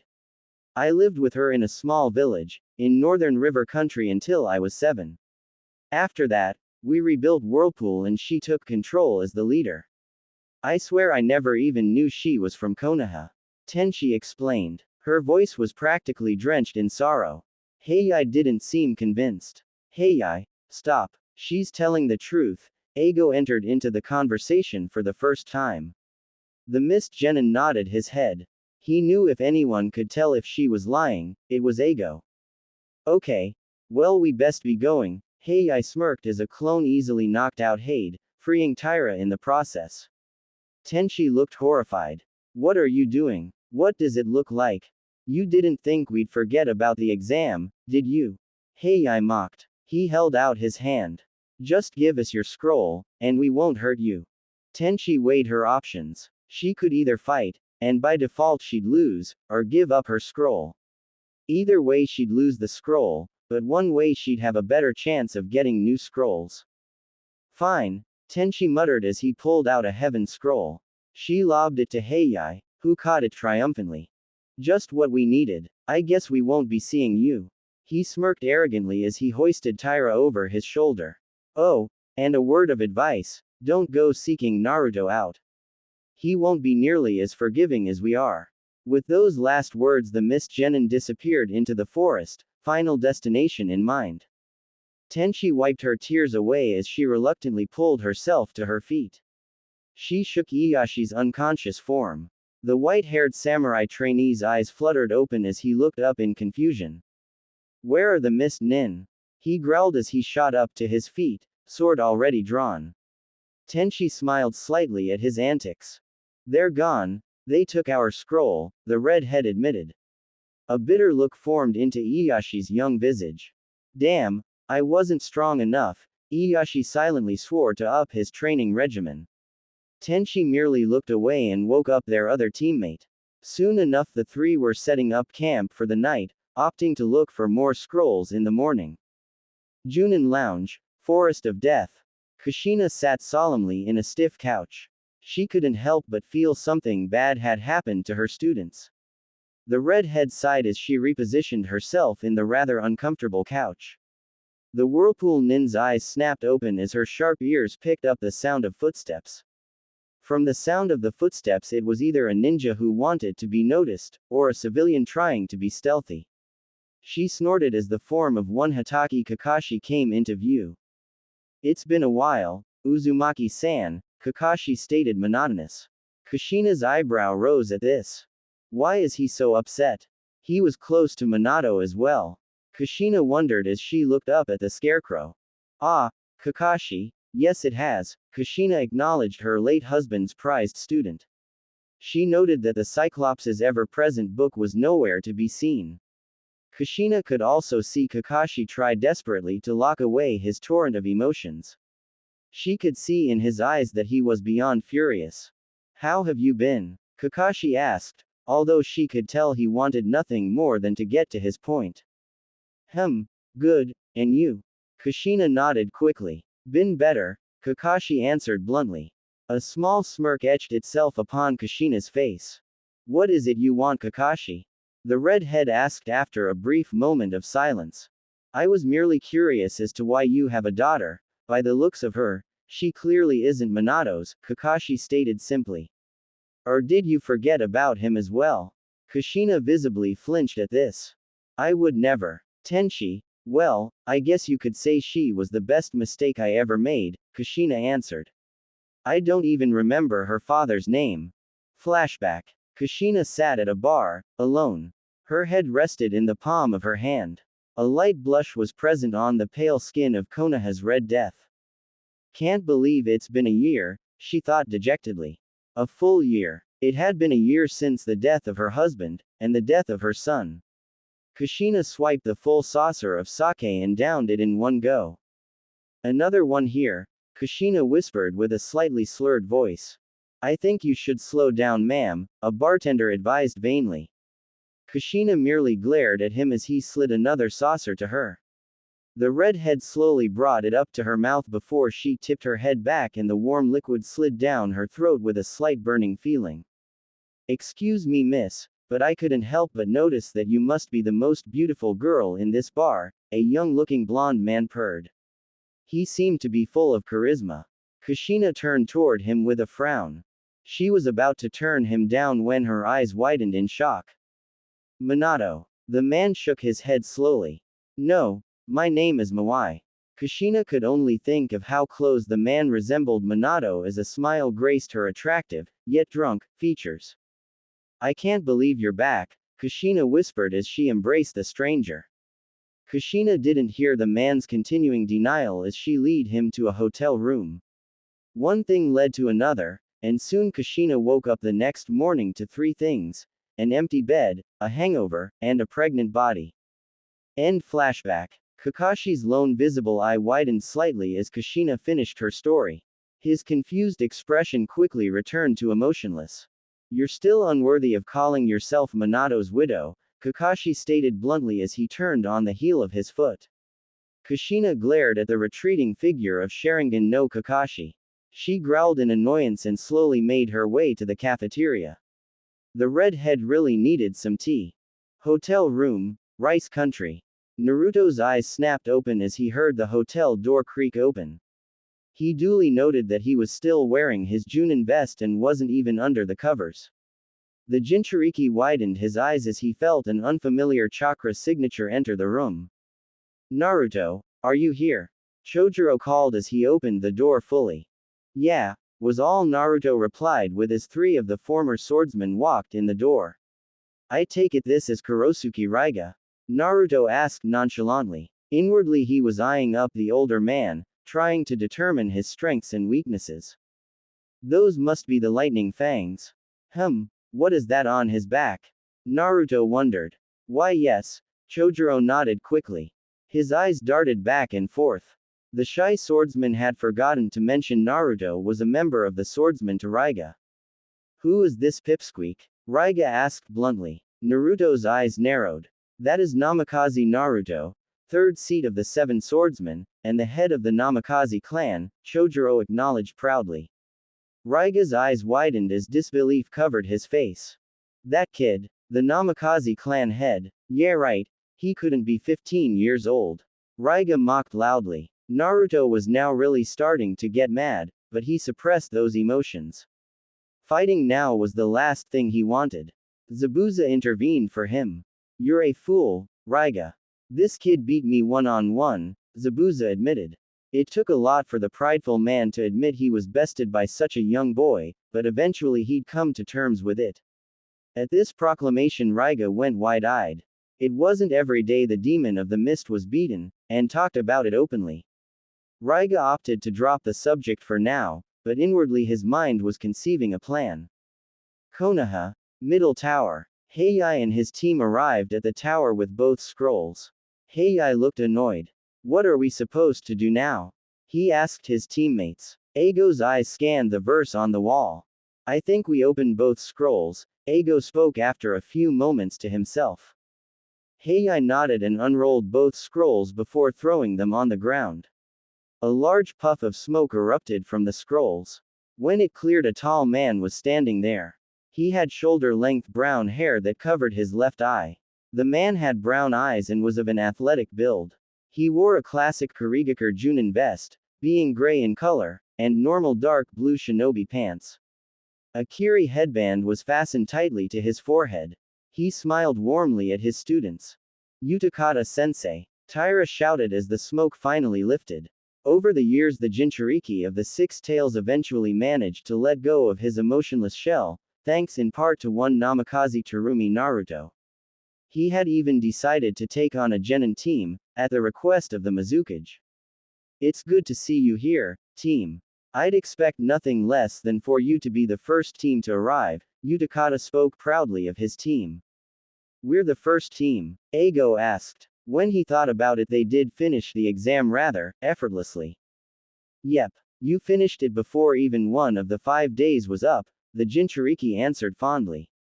Heiai looked uncertain before he spoke up. Sensei, there is something you need to know, Heiai trailed off. What is it? Utakata asked calmly. It's about Naruto. Kurigakure. 2 days later.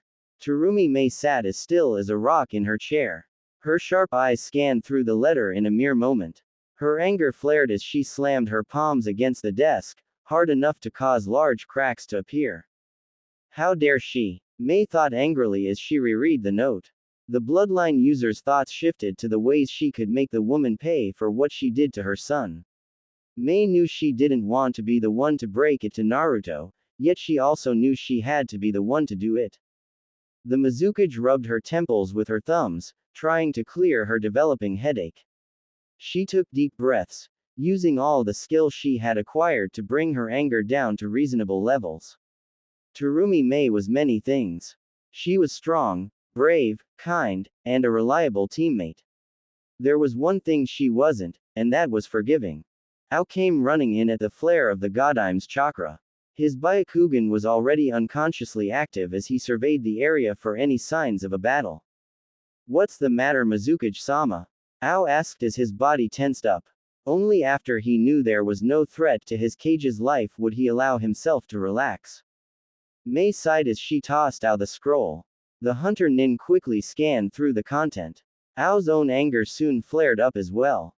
How reliable is this? He asked dangerously. May sighed. Utakata is one of, if not our best Junin, he wouldn't send a report unless he was certain, May answered with no small amount of fury present in her voice. How are we going to break it to Naruto? Ao asked as he suppressed his anger. I don't know, I'm hoping it will be a while, May answered quietly. Well, they're here. Raiga's here as well, the Byakugan user mentioned with a small amount of uncertainty in his voice. At least the Raiga mission was a success, his Byakugan knew the lightning user's chakra. May growled as she sat in her seat. She took a few breaths to try and calm her, to stop herself from being rash.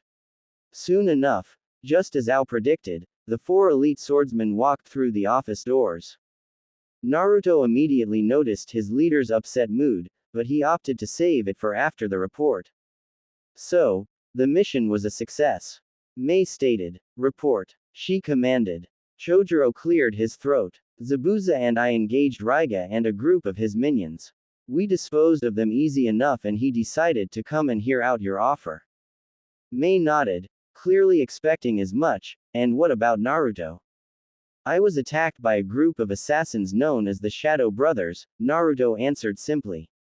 Mei's eyes widened. She'd heard of the Shadow Brothers and their exploits during the Third Great Ninja War. Do you know who sent them? Mei inquired. Naruto shook his head slowly. No, I dealt with them eventually. Mei nodded her head. She'd question Naruto about that later. Right now the auburn-haired woman needed to find out about the lightning user and his motives. Kurosuke Raiga, A-class missing nin and former member of the Seven Swordsmen, Mei cleared her throat. I have asked you here to offer you a position in the Seven Swordsmen, along with a pardon of all your crimes committed against this country, Mei explained. After she was done, Ao walked up and whispered something in her ear. Her eyes immediately widened as she looked at Raiga. I don't know. What seat would I be? Raiga asked curiously. He was also curious as to what the hunter nin whispered in the Mizukage's ear that piqued her interest in him. The fourth, Mei responded. Raiga frowned as he put two and two together. You mean to say that I'll be working under a boy? The brown-haired man practically shouted as his eyes narrowed. Mei stood her ground and spiked her chakra. Raiga knew when he was outmatched. Yes, that would be indeed what I'm stating, Mei answered bluntly. Raiga seemed to think it over for a second before a grin plastered itself onto his face. I agree, Mizukage-sama. The lightning user bowed his head to show his respect. Somehow, Mei knew he had another hidden agenda. Under one condition. Mei sighed, seeing this coming. She would hear him out. What is your condition? The auburn-haired beauty asked suspiciously. Her mind couldn't comprehend what he was going to say. Renmara will not be taken from me, Raiga stated. The Mizukage looked confused. Who? She asked with a hint of uncertainty in her soft voice. Raiga merely patted the sack on his back. Ao's visible eye widened at this. Why can't I see him? I detect many chakra signatures nearby. Raiga, this man possesses the Byakugan, a soft voice whispered. Mei was barely able to hear the voice. Her eyes widened. You carry a child around with you in a bag? Mei shouted out. Raiga merely nodded. I saved him from certain death. Renmara and I are one and the same fighter, Raiga answered cryptically. Do we have a deal? Mei grudgingly nodded her head. Yes. Do any of you see any reason why Kurosuke Raiga should not be allowed to join the Seven Swordsmen of the Mist, as the fourth seat? Mei asked the three other members. No one spoke. I see. Kurosuke Raiga, I hereby instate you as an elite Junin of Mist, and welcome you to the Seven Swordsmen. Mei smiled through her mixed emotions. A lot was still on her mind. Raiga grinned cunningly. Then as my first act, I call upon Rule 17 and I challenge Namikaze Naruto for his position as third seat. Raiga shouted, grinning like Cheshire Cat. Naruto looked shocked. Can he do that? The blonde asked, never hearing about that rule. Chojuro looked just as confused. Zabuza snorted. That rule hasn't been used in a long time, Zabuza stated, recalling a time where he himself had called upon that rule. Rule 17 allows any member of the seven to challenge a seat above them for their position. Should the above seat refuse, it would be an act of forfeit. The only one who can't be challenged would be the first, who was put in power by the Mizukage herself, Zabuza recited the nearly forgotten rule. Naruto looked conflicted, and glanced at his adopted mom for support. She flashed the Jinchuriki a warm smile. Naruto nodded his head. I accept your challenge. Excellent. The battle will take place in exactly 3 hours. If you're not there I will win by default, Raiga stated smugly.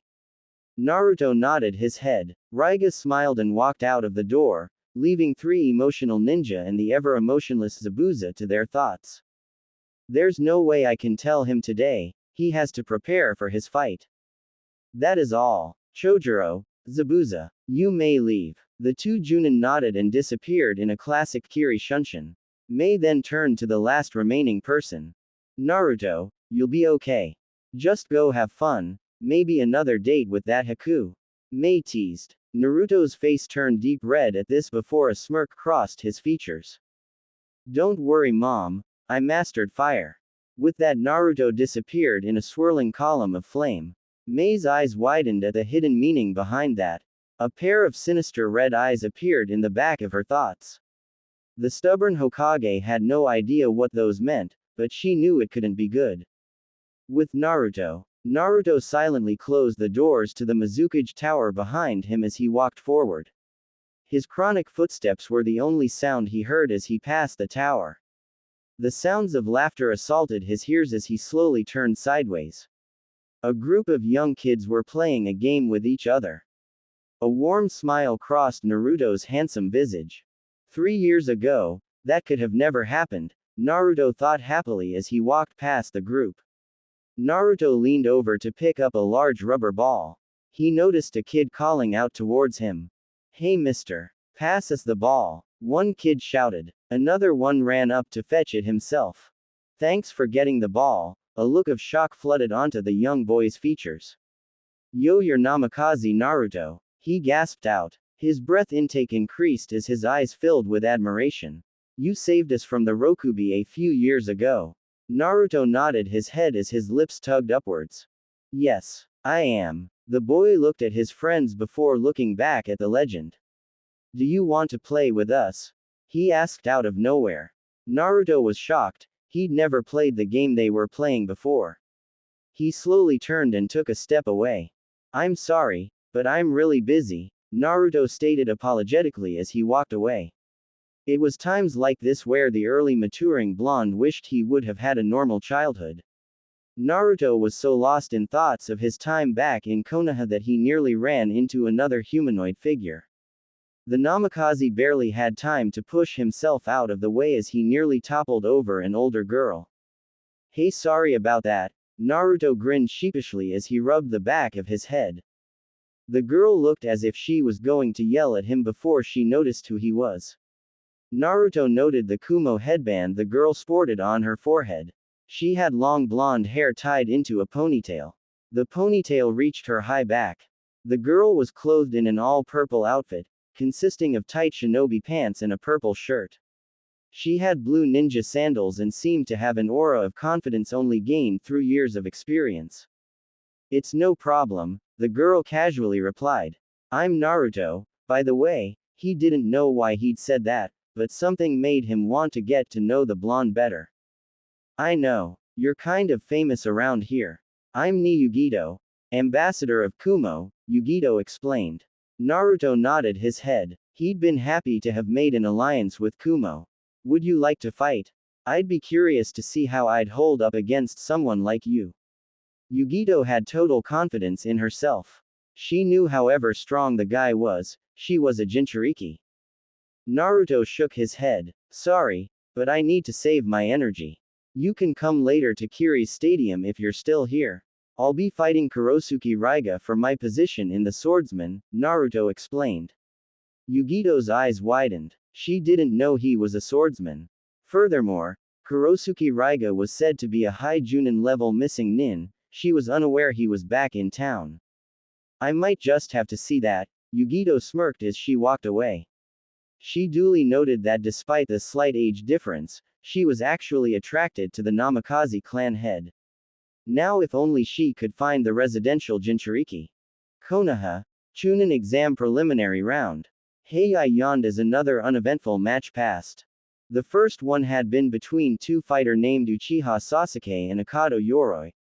It was a rather boring match, in his opinion, and he noted the Uchiha had won. The second match was between Aburame Shino and Abumi Zaku. It had been a more interesting match.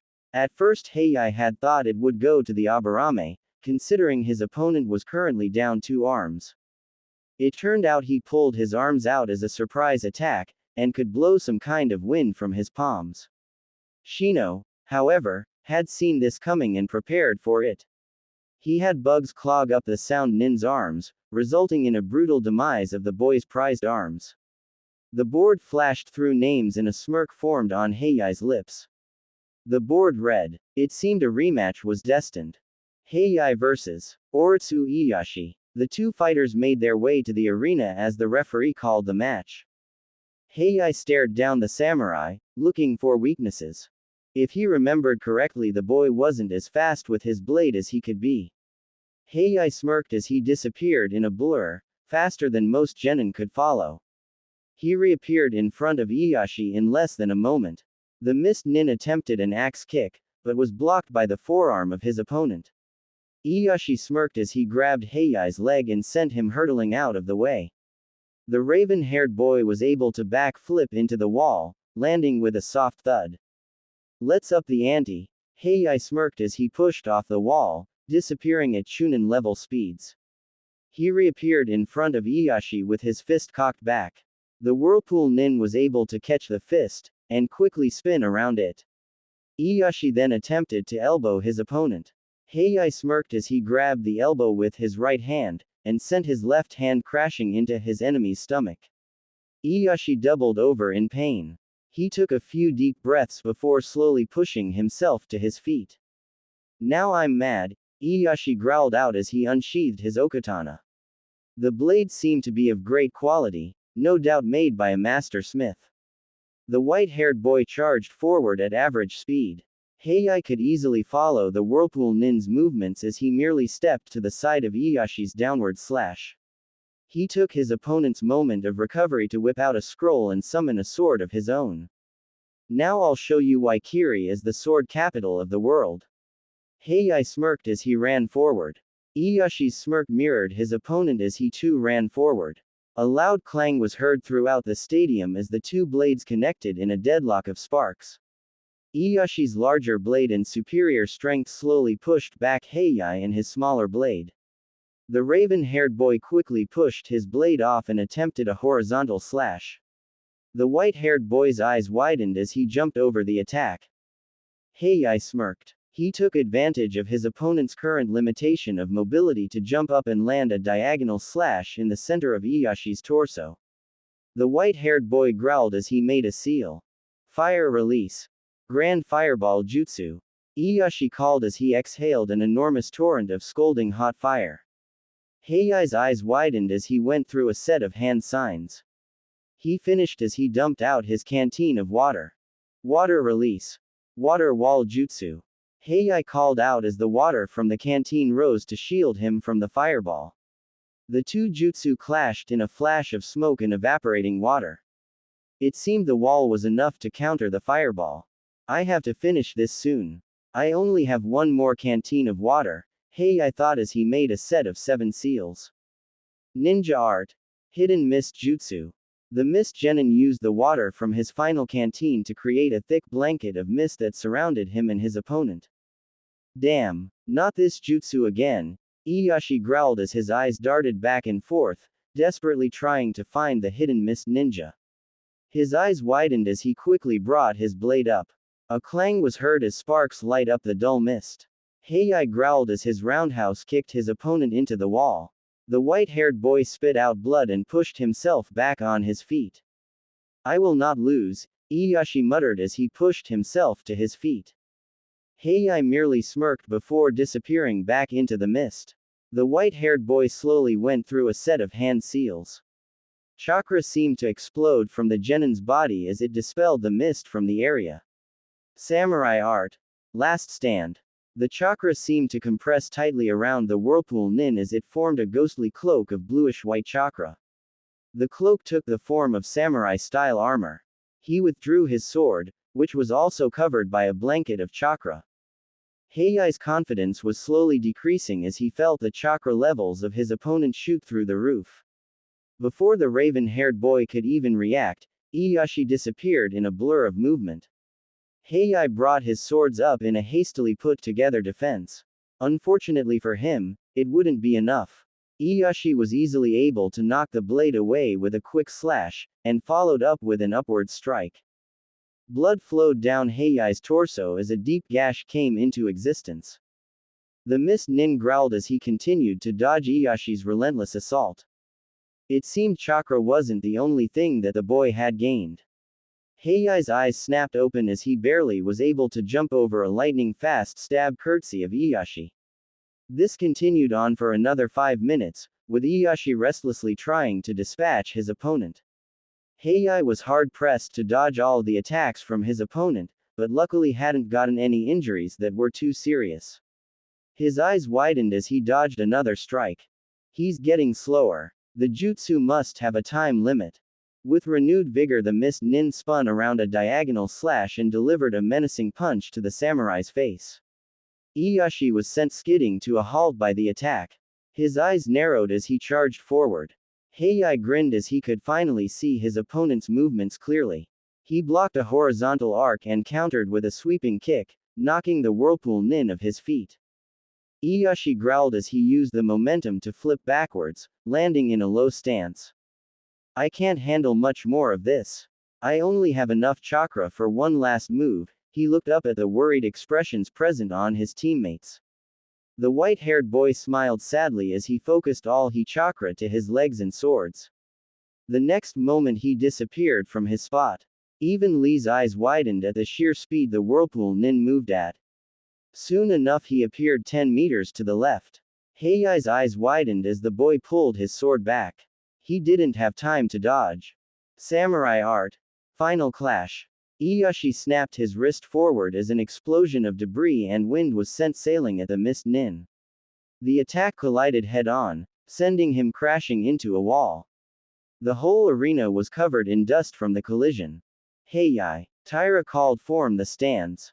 Not even he could have survived. A lone tear trailed down the face of the mist kunoichi. Ieyashi collapsed to one knee. Looks like I won. Before he could finish his sentence, the white-haired boy's eyes rolled backwards and he hit the ground with a thud.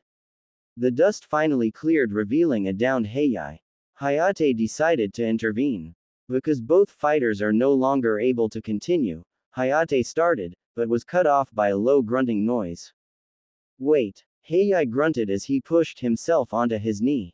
His hand grabbed his violently bleeding abdomen. The boy panted like a dog as he pushed himself onto his wobbly feet. I'm not done yet. Taira's eyes widened as she saw her teammate barely able to stand. Hayate looked uncertain but nevertheless spoke up. Cough, it seems that only one fighter is able to stand. Cough, therefore I announce Heiai of Kiri as the winner. The crowd couldn't believe their eyes. This boy, standing on death's door, was able to force his unwilling body to stay conscious. Yush. Heiai-san's flames of youth burn brightly. A boy wearing green spandex shouted loudly. Heiai exhaustedly looked up at his team. He flashed one quick smile before falling into the cold hands of unconsciousness. Utakata appeared behind him in a flash of speed as he caught his student. You did well, Utakata whispered as he handed his student to the medic nins. The genin were at a lack of words at the sheer amount of speed the mist Junin possessed. Utakata reappeared next to his team. I hope to see equal performances out of both of you, he instructed, not once taking his eye off the stadium floor. The two genin nodded, still in shock at the events that just took place. The genin were awoken from their thoughts as the electric board flashed through names. The board stopped. In large green letters the board read, Uzumaki Tenshi vs. Hyuga Neji. Tenshi looked over into the confident eyes of her opponent.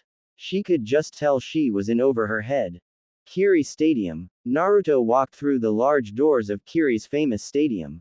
This stadium had marked the first battle between the Sandaime and Nadaime Mizukage, the same battle that marked the day the Sandaime finally took control of Mist. This was the same battle that launched the village of Kurigakure into a seemingly endless genocide on bloodline users. The blonde Jinchuriki's sharp eyes picked out his friends and teammates in the crowd. A small smile graced his lips as he saw Haku sitting in the crowd. Naruto's eyebrows rose as he noticed the blonde Kumo ambassador. Finally his eyes landed on the form of one Kurosuke Raiga, standing across from him. The brown-haired man sported a smug grin as he eyes up his opponent. Namikaze Naruto. Prepare to lose, Raiga taunted as he withdrew his lightning fangs. Naruto's eyes narrowed as he unsheathed Kazaiba. He was ready for the battle that would decide his place on the swordsman.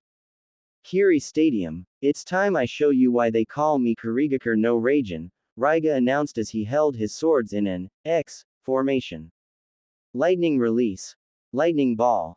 Raiga shouted as a ball of cackling blue electricity formed in the center of the X. As he finished calling out the name, the ball shot forward at breakneck speeds, leaving a trail of light in its wake. Naruto's eyes widened as he witnessed the lightning attack collide with his body, or rather, where he used to be. He's fast. The lightning user noted as his eyes darted back and forth, looking for any signs of his blonde-haired opponent. Raiga, behind you, Renmara shouted as Raiga's eyes widened. He threw himself to his left as he barely avoided a thrust of Naruto's katana. The air around the blade seemed to shoot forward as the metallic weapon came to a halt. Raiga's eyebrow rose at this. A wind user. It would seem I'm at the disadvantage, the funeral-loving man chuckled as he pushed himself to his feet, dusting his legs off in the process. Before he could blink, Naruto was upon him, flashing a downward strike. Raiga barely had time to form an X formation with his swords as the two blades clashed in a deadlock of strength. Unfortunately for Naruto, his pubescent muscles were not strong enough to hold back Raiga. Raiga smirked as lightning sparked to life from his blades, electrocuting his blonde-haired opponent. Naruto back-flipped backwards as he landed in a crouch. Damn, that hurt. I'll have to take this up a level. With this thought, the Jinchuriki's blade was covered in a cloak of bluish-white wind chakra. He reared his blade back and swung, sending a blast of screeching winds right at the green-haired man. Raiga was able to jump over the attack, allowing it to fly past him harmlessly. The wind struck a deep gash in the sides of the stadium wall. Not one to let up, Naruto flashed through a set of seals. Wind release. Great breakthrough. Naruto shouted as he held his hands out in front of him, parallel to the ground. A great torrent of wind exploded from his hands, speeding at the green-haired man. Raiga was able to dodge at the last second, seemingly unharmed. Unfortunately, the same could not be said for his hooded cloak, which was torn into pieces. The lightning user growled as he threw his cloak to the ground. He grinned as visible lightning surged through his blades. Raiga aimed his blades to the sky as he called out the technique. Ninja art. Ikazuki's fangs. Raiga shouted as the lightning shot into the gray clouds above. Naruto's eyes widened at this. Before Naruto could react, the lightning shot downwards at speeds like none other. The lightning struck the ground as dust covered the area from view. How was that, Renmara? Raiga asked gleefully. That was amazing, Renmara answered softly. The dust cleared, revealing a crater where the lightning attack had hit. Raiga's eyes widened as Naruto was nowhere to be seen. Raiga, below you, Renmara shouted as warning bells went off in Raiga's head. He jumped backwards as Naruto erupted from the earth, fist cocked back. Raiga was able to catch the fist with his hand. Naruto growled and attempted a roundhouse kick, which was caught as well. Raiga smirked. Predictable, he shouted as a grin appeared on his face. Soon his eyes widened as he began to feel a hot sensation flowing through his body. The swordsman jumped away as he glanced at his burning hand. You brat, you channeled fire chakra into my body. Raiga shouted as he realized his opponent's motives. A smirk formed on Naruto's face as he settled into a kenjutsu stance. Raiga growled as anger flared to life. I'll wipe that smirk off your face. The green-haired man shouted as he charged forward at impressive speeds. He attempted a diagonal slash with his right blade, but was parried by Kazaiba. Raiga smirked as he charged lightning through the blade. His smirk was wiped clean off as the lightning dissipated upon contact with Naruto's wind-covered sword. I see, wind is lightning's natural enemy after all, Raiga scowled as he twisted around and attempted to thrust his left sword into Naruto's stomach. Naruto, expecting this, was able to catch the sword in his hand. Blood seeped down the lightning fang as Naruto's grip tightened. He held out his left palm as swirling chakra shimmered to life. The maelstrom of chakra started spinning at an incredible rate when Naruto thrust it forward. Rasengan, the blonde shouted as he plunged his father's technique into the wide-eyed man's chest. Raiga's horrified face turned into a spiteful grin. Lightning Shadow Clone. The clone shouted as it dissipated into lightning, which crawled onto Naruto's unprotected hand. The blonde's body spasms as volts upon volts of electricity traveled through his naturally conductive body. He fell to his knee and began breathing heavily. Hey, I didn't even see you substitute with your clone, Naruto panted as he pushed himself to his feet. He grinned as his fingers formed a single hand seal. Shadow Clone Jutsu, Naruto stated as 5 clones shimmered to life. The 5 clones nodded at their master, before blurring into action. Raiga scowled as he sheathed his blades, positioning himself into a taijutsu stance. The first blonde appeared to his left, attempting a flying axe kick. Raiga lazily put his hand up and caught the kick. He smirked as he flung the clone into a second clone that appeared at his right. The 2 clones both poofed away from the impact. Raiga ducked low as a third Naruto's leg sailed over his head. The corners of his mouth tugged upwards as he slammed his elbow into the blonde.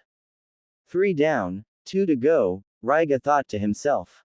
2 clones appeared simultaneously, one in front of Raiga, one behind him, and they both attempted to punch the thunder of the hidden mist. Raiga twisted around both fists, causing the blondes to unintentionally disperse each other. In Raiga's moment of action, the real Naruto was able to appear to the left of him, just outside his peripheral vision's limit. He attempted a roundhouse kick, but came short as Raiga blocked it with his forearm. Naruto's eyes widened. The man wasn't even looking. Raiga began to chuckle as he jumped backwards. Is that all you've got? Raiga taunted as he chuckled openly. Naruto growled. It's like he has 360-degree vision. There's no way someone, aside from a Hyuga, could be able to see everywhere like that. Naruto screamed in his mind as he went through a set of hand signs. The blonde took a deep breath as a white-hot dragon of fire erupted from his mouth. The dragon's eyes lit up bright red before it shot at the lightning user. Water release. Water wall jutsu. Raiga shouted as the water from a nearby pond intercepted the scorching hot fire dragon. The jutsu collided in a show of evaporation and smoke. I've never seen such a powerful fire dragon before, Raiga thought as the smoke cleared. It seemed the water wall was enough to counter the dragon. Raiga noted this as he glanced at the leftover water on the ground. An insane grin sprouted on the man's face as he hoisted his fangs high in the air. Lightning crackled to life as Raiga slammed his blades on the ground. Lightning strike. The insane man shouted as lightning erupted from the ground. The leftover water increased the power of the attack as it sped towards Naruto. Naruto's eyes widened as he saw the attack. If I get hit by that, it definitely won't be good. Naruto scrunched his eyebrows in thought as his mind worked overdrive, trying to come up with a plan. A devilish smirk formed on Naruto's face as the attack came crashing towards him. It was time to put his plan in action.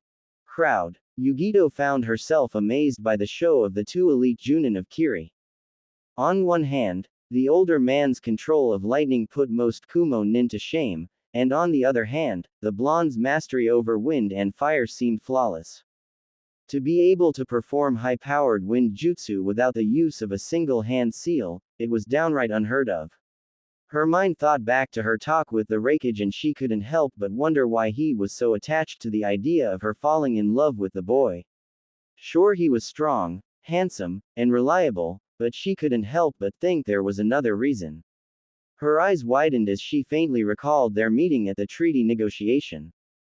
He's the Kyuubi Jinchuriki. Raikage-sama wants to make certain Kiri will not betray us, so what better way than to make sure one of their most important weapons is attached to someone of likewise status in Kumo. It is a brilliant way to make sure either country would not risk breaking the treaty. Yugito put the pieces together. A part of her was peeved at the thought of being used, but another part of her was interested in the idea of spending more time with the younger Jinchuriki. Yugito looked back towards the floor as lightning attack flew at Naruto at alarming speeds. Fight. Right as the attack was about to collide with the blonde, he propelled himself high into the air, using his wind chakra as a medium. As he reached about 30 meters in the air, Naruto's eyes snapped open as he quickly unsheathed his blades, connecting them at the hilt. The wind itself surrounded Naruto as he made a slashing motion with his double-edged sword. Fire flew out of the shorter end of the double-edged sword. The hot flames were moving at a moderate pace towards Raiga. Naruto's eyes snapped open as he twisted around and made a second slashing motion with his blade. Wind chakra was sent colliding with the fire, making it explode in a ferocious light of burning hot chakra. The ball of explosive fire was sent plummeting towards the lightning user, who could only bring up his blades in an X formation in defense. Explosive release. Meteor strike. Naruto shouted as the attack collided with the earth, enveloping everything in a bright light. The ground shattered as it exploded in every direction. The audience had to shield their eyes from the brightness of the explosion. Naruto landed silently on the ground as he stood up, breathing heavily. When the dust cleared, Raiga was lying on the ground, unmoving. Raiga, a voice yelled as a small boy crawled his way over to the unmoving body of his master. Raiga, the boy shouted again as he continued his long and painful trek. It appeared the boy was crippled, considering he was feebly crawling. You threw me out of the way. You saved me, Raiga. Tears rolled down the purple-haired boy's face as his eyes glowed an eerie red. His mouth widened at what he saw. Stay back, Renmara. Raiga gasped painfully as he pushed himself to one knee. I'll finish this now. Raiga shouted as lightning began to appear on his body. Soon the dark clouds above produced a beam of lightning that crashed right into the reinstated Nin. Raiga cackled madly as he stood up on his 2 feet, seemingly forgetting his state of exhaustion. Naruto's eyes widened. This is different than before, he is actually controlling the very nature of lightning. There could be no limit to his power now. Naruto thought as he eyed his opponent. Raiga extended his arm as lightning shot out in a continuous current. Naruto blurred out of view as he appeared before Raiga. He landed a solid punch in the lightning user's gut, sending him skidding to a halt. Damn it. Without Renmara, I can't predict his movements. He's too fast. Raiga thought as he shot out another current of pure lightning, blasting away the ground it hit. This pattern kept continuing. Raiga would shoot out an endless current of lightning, Naruto would evade, sometimes landing a blow on his opponent, and continue. With Raiga's limitless power, it appeared as if he would win the duel. Naruto's eyes softened as he looked at the purple-haired boy, lying hopelessly on the ground. This, Renmara, why do you use him? Naruto questioned, trying to get a reaction from his opponent. Raiga merely chuckled. He and I are one and the same fighter, 2 in 1. I found him years back, in a small town. There was a Kiri spy in the town, and my team was sent to eliminate him. I, however, couldn't seem to remember who I was supposed to kill. I stumbled upon Renmara and told him how I was going to kill him. Raiga glanced at his partner. Instead of being upset, he seemed happy. He told me that we were the same, both searching for a purpose in life, so I decided to bring him with me. From that day forward he would be my eyes and ears, and I his arms and legs, Raiga explained as he closed his eyes in thought. Crowd. Haku's eyes widened in shock. The story of the two, it seemed like déjà vu. She recalled the time where she had first met Zabuza, how it felt to live a life without purpose. A small smile graced her lips as she looked down at Renmara. Fight. I see. Naruto whispered softly as he jumped out of the way, narrowly avoiding another streak of lightning. He dodged the continuous blasts as he formulated a plan. Naruto appeared a second later in front of Raiga. His fist was cocked back as he attempted to punch the man. Raiga was able to catch the fist. Naruto attempted to bring his knee into his opponent's gut, but Raiga was able to block the knee with his forearm. Raiga smirked as he sent his lightning coursing through the blonde. Instead of screams of agony, the blonde disappeared into a plume of smoke. What? Raiga couldn't even react as Naruto appeared in front of him, brandishing his prized jutsu. Rasengan. Naruto shouted as he plunged the swirling ball of uncontrolled chakra into the lightning user. A small smile formed onto Raiga's features. Not one of his usual insane grin, or confident smirks, but a real, true smile. Raiga was sent spiraling back from the force of the jutsu, eventually colliding with the wall. A small shockwave exploded throughout the stadium wall from the impact. The last thing Raiga saw was Naruto's look of pity before he finally gave into the cold hands of unconsciousness. Absolutely no sound was heard throughout the entire stadium. It had seemed the battle was truly one to be remembered. Mei's booming voice broke into the tranquility of the arena. I hereby announce Namikaze Naruto as the winner. He will be retaining his seat in the Seven Swordsmen of the Mist, Mei shouted with pride. Applause erupted from the stands as people cheered for one of the greatest fights they'd ever seen. Naruto stood tall, a goofy grin present on his face as he rubbed the back of his neck. The medics soon arrived to treat the unconscious man. Konoha. Tenchi slowly made her way down to the arena. She was nervous, and rightfully so.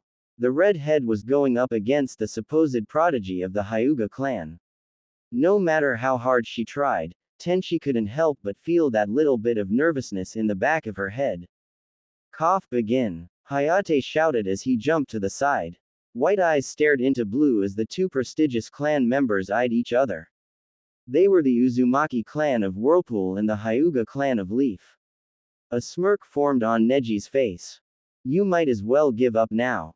You're fated to lose, the boy stated calmly as he crossed his arms. Tenchi's eyes narrowed. You think I'd just give up? How stupid are you? She shot back as she settled into a taijutsu stance. Neji snorted. You lack confidence in your words. Who are you really trying to convince, me, or yourself? The boy spoke harshly as his white eyes took in every detail of the red head. You see, your eyes drifted to the top right. This means you're remembering a painful memory. Now they drifted to the bottom left. You are slowly losing your confidence. Tenchi looked down in shame. It was true. She didn't know if she could win this fight. Her eyes widened in shock as she heard a voice. Tenchi, you can't give up now. Show that pretty boy the power of Whirlpool. Hade shouted from the crowd, his eyes flashing purple for a mere second. Tenchi slowly lifted her head to reveal a completely confident face. Her eyes snapped open to reveal two icy blue orbs. How? 1 second ago she was on the verge of quitting, now she seems more confident than ever. Neji thought angrily as his eyes narrowed. My name is Uzumaki Tenchi, I will not lose. Tenchi shouted as her chakra flared. Dark blue chakra swirled around the form of the red-headed girl. Neji took a step back from the sheer density of the chakra. The Sandaime Hokage's eyes widened in shock. That chakra, that's the hidden chakra of the Uzumaki clan. No one has had that chakra this strong since him. Heiyai's eyes widened as he heard her declaration. It sounded so familiar. Flashback. A 7-year-old Heiyai pushed himself back to his feet as he wiped the blood from his lip. 5 older boys stood around him, all sporting menacing grins. Why are you doing this?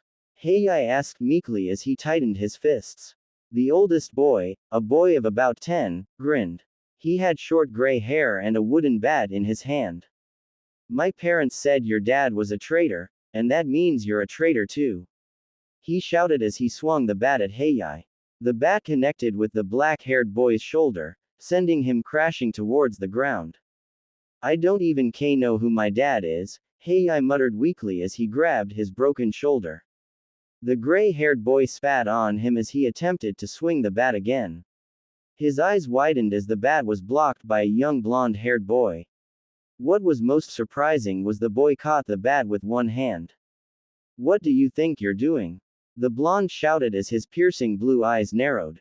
The older boy tried to pry the bat free, which led to Naruto letting go, sending him flying into the dirt. The group of 5 surrounded the single blonde. Who do you think you are? One of them shouted as he balled his hand into a fist. Someone who doesn't sit by and let others be picked on, the blonde stated simply as he got into a taijutsu stance. You don't understand. That kid's dad was really bad. The same person shouted back. The blonde's eyes narrowed as he heard this. You bully. You mean you did all this because his dad is bad? He shouted as he brought his fist to the older boy's face. Get him. The leader shouted as the 5 ran towards their younger target. The blonde ducked under a fist and countered by kneeing the boy in the gut, hard. The 10-year-old doubled over in pain. He caught another fist and spun around it, landing a solid punch to the face of his opponent. The 10-year-old boy fell to his butt with a thud. The 7-year-old didn't have time to think about this as another boy punched him in the gut. He responded quickly by bringing his fist up in a nasty uppercut. 2 kids remained standing across from him as the 3 other kids were sprawled on the ground, crying over their wounds. "Get lost or I'll pound you too." The blonde fighter yelled as the 2 stumbled off. A bruised ego was the only injury they received. He turned his attention to the black-haired boy. "Are you okay?" Hey, I nodded. "Yeah, thanks." He mumbled as he wiped his tears away. "No problem. What's your name?" The blonde flashed a large grin at Heiyai. "My name's Heiyai. I don't have a last name." "Who are you?" "My name is Terumi Uzumaki Naruto. I guess I'll be seeing you around." Naruto smiled as he flashed a large grin at the other boy. Heiyai absent-mindedly noted the distinct fox-like qualities the boy possessed as he retreated back into the forest. Flashback end. Heiyai shook his head. As hard as he tried, he could never find the blonde after that day.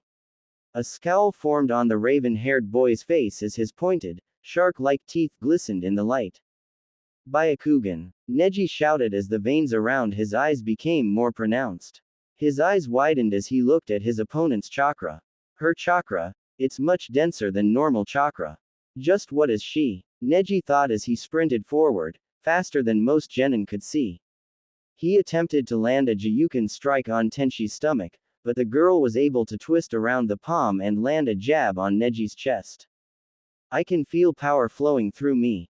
I feel so much stronger." Tenshi blurred from view as she appeared before the Hyuga genius.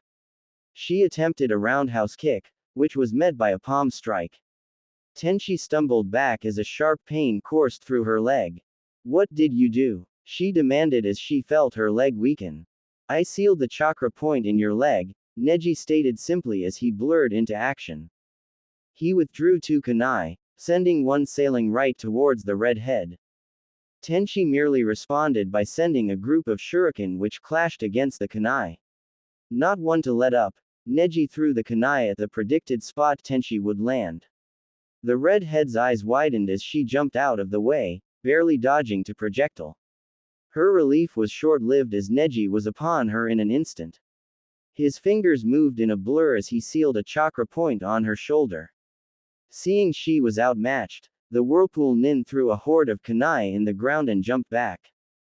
"Close range is suicide. I'll have to take him on from a distance," Tenshi thought as she dumped out a canteen of water and went through a set of seals.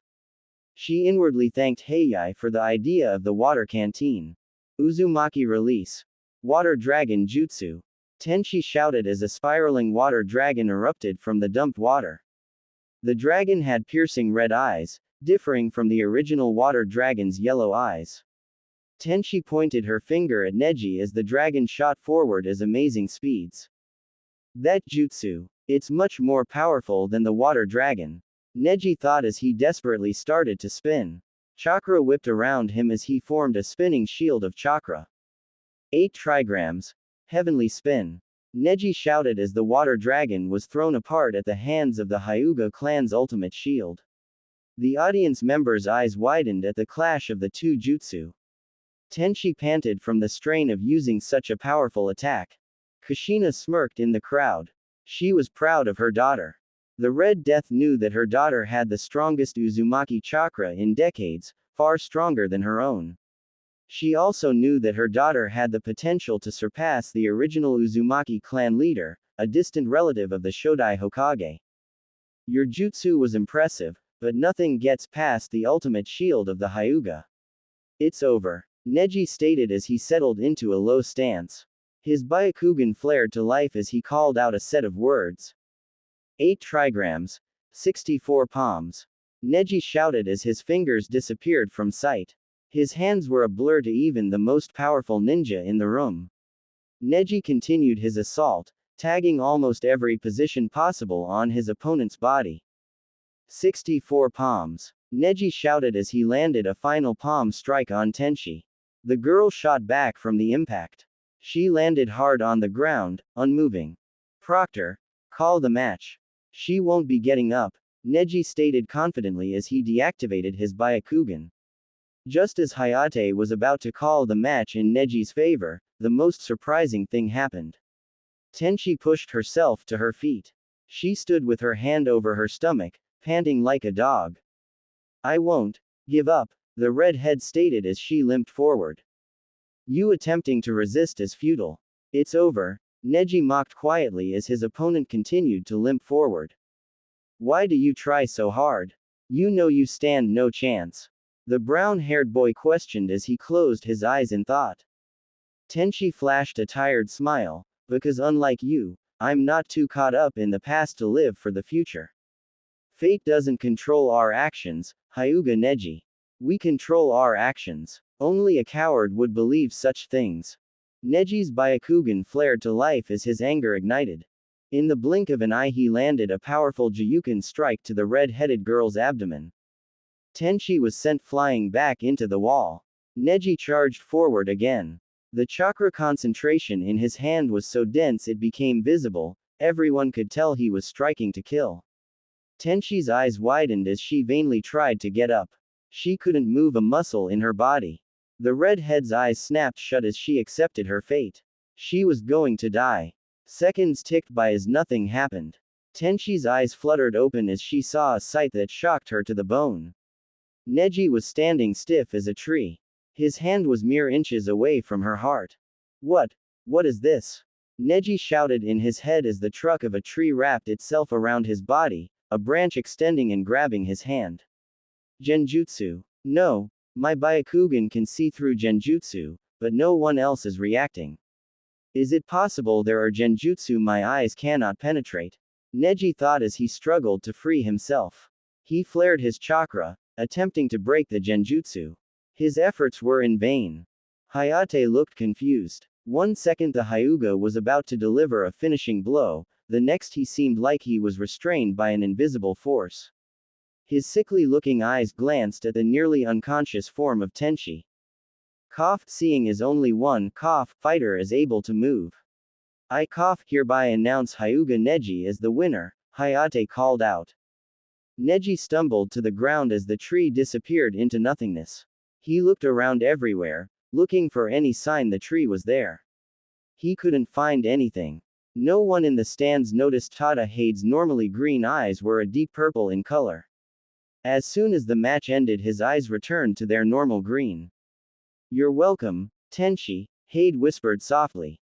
The last thing Tenchi saw was the smirking form of Hade before she gave into the dark void that was calling her. Kiri. Naruto stood in the Mizukage's office. He had been called to the office shortly after his battle with the famed Thunder of the Mist. So what did you want, Mizukage-sama? Naruto yawned tiredly. His adrenaline had finally worn out, leaving his body in a sore mess. Naruto, there are a couple of things I feel you should know, Mei stated as she averted her gaze from her adopted sons. What are they? Naruto asked, his interest level steadily rising. Do you want the bad, or the worse? Mei mumbled darkly. Naruto's eyes widened. Bad first, he shot back immediately. Mei nodded as she took out a file. Recently our intelligence department discovered a group of missing nin. They call themselves the Akatsuki, Mei explained. Red Dawn? Naruto asked curiously. Mei nodded as she continued. They are a group of S-rank missing nin. There are 9 or 10 of them in total. What do they want? Naruto interrupted his leader in mid-sentence. I was getting to that, Baka. Mei shouted as she rubbed her temples. They are after the 9 Biju, and more specifically, the Jinchuriki of these Biju. We don't know what they want, or what they are going to do with them, but we know it can't be good. Do you know anyone who's in it? Naruto asked after a long pause. Mei nodded her head slowly. Hoshigaki Kisame is the only member we were able to recognize, Mei stated glumly. Naruto's eyes widened. He knew the stories of the famed Kurigakure no Kaijin, the monster of the hidden mist. The man was a legend in Kiri. His power was second only to Yagura during his reign. I see, So I wouldn't be strong enough to take even one of them on my own, Naruto acknowledged in a melancholy voice. That's why after today you will be starting the process of combining your elemental chakra with your Rasengan. The Hiraishin is a dead end. Without an extensive knowledge of seals, it's virtually out of your reach. Unfortunately, Kiri isn't known for its seals masters, Mei explained with a tired sigh. Naruto's eyes glowed happily at the thought of combining his elements with the Rasengan. He had wanted to for years, but Mei had forbidden him, explaining that he didn't have the control necessary. You said something about worse news. What could be worse than that? Naruto joked, trying to lighten the mood. Mei's solemn expressive told him this wasn't a moment for joking. The blonde's face turned serious. Really? What is it? Naruto, Utakata has recently reported with some bad news. Apparently our Seoul team in the Chunin selection exams had found a shocking discovery. Mei trailed off, not able to look her son in the eyes. What is it? Naruto asked in a worried voice. Mei averted her gaze. Naruto, your mother is alive.